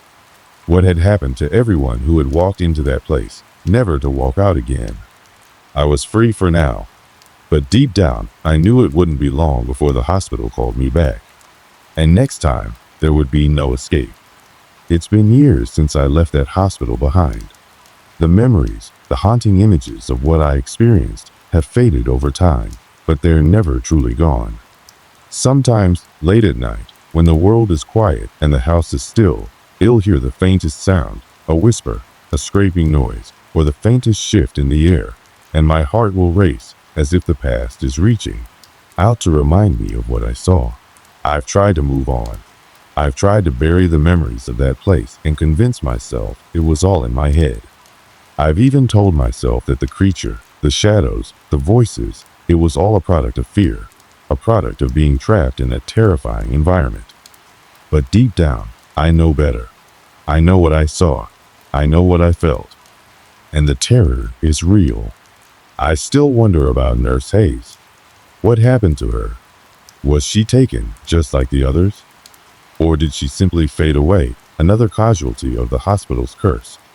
They'll never have an answer, but I carry the question with me, a reminder of the things I witnessed in that forsaken place. And then there's the hospital itself. The building still stands, decaying slowly but surely, a forgotten shell of its former self. It's been abandoned for years, the windows boarded up, the doors locked, the hallways empty. But sometimes, when I drive by, I swear I can see movement inside. A shadow darting across a window, a flicker of light in the dark. And I wonder, will it ever be truly empty? Will it ever stop calling to me? I've heard stories since leaving. Stories from people who claim they've seen strange things near the hospital, people who have ventured inside and never returned, or who have been found in a dazed, delirious state, unable to remember what happened to them. The stories all sound too familiar, too close to what I experienced. It's as if the hospital is still reaching out, still trying to pull people into its depths. I'll never forget the way it felt when I stepped inside, that first time after escaping. The air thick with dread, the heavy silence that smothered everything. The way the walls seemed to pulse with a life of their own, as if they were alive, waiting. It was a place of death, of suffering. And no matter how many years pass, no matter how much I try to leave it behind, I will never forget the things I saw there, the things that followed me out. I can still remember the cold touch of Nurse's lifeless skin, the way her empty eyes stared at me as if she were pleading for help, even in death. She was the only person who seemed to truly understand the darkness of that place. She knew it, felt it, became part of it. And I wonder if, in some twisted way, she was trying to protect me, to warn me, or if she too had given in to the hospital's pull, become a prisoner in its depths. Maybe that's what it does to people, takes them, shapes them, breaks them down until they become part of the hospital's dark history, its twisted legacy. I don't know for sure, but I know I don't want to find out. I don't want to return. But it's never really over, is it? Not for me, not for anyone who has been touched by that place. Even now, I find myself drawn to it, pulled back by something I can't explain. I try to ignore it, to tell myself it's just my mind playing tricks on me, but the temptation is always there, lurking in the background. The question always lingers, what would happen if I went back? I'm not the same person I was when I first set foot in that hospital. I've changed in ways I can't even fully explain. The fear I felt back then has morphed into something else, something darker, more insidious. I don't know if it's because of the hospital, or if it's because I've learned things about myself that I wish I hadn't. But I feel like I'm marked now, as if the hospital's curse is still with me, quietly waiting for the right moment to reveal itself again. So, I live my life. I go through the motions, pretending that everything is fine. I work, I sleep, I eat, I interact with the world around me. But there's a part of me that will always be back there, in that hospital, lost in the darkness. I know it'll never be truly free. The hospital still has its grip on me, and I can never escape it completely. I don't know how many others have gone through the same thing. I don't know how many have walked into that place, only to disappear without a trace. I wonder if anyone else has made it out, if they too carry the same weight on their shoulders, the same burden of knowing the truth. The hospital is like a disease, infecting those who enter, poisoning their minds, breaking them down until they become part of the madness. It's easy to convince yourself that it's over, that you've survived, that you're free. But the truth is, once you've seen the things I've seen, once you've been touched by the darkness of that place, you can never truly escape it. It stays with you. It follows you. It waits for the moment you let your guard down, and then it strikes again. The hospital is still out there, and I know, deep down, that it will always be calling, always waiting for the next person to stumble across its doors. So I'll live my life, as best I can, always looking over my shoulder, always wondering if the darkness is truly gone, or if it's just biding its time until it finds me again. Because some places, some things, they never truly let you go. They never truly disappear.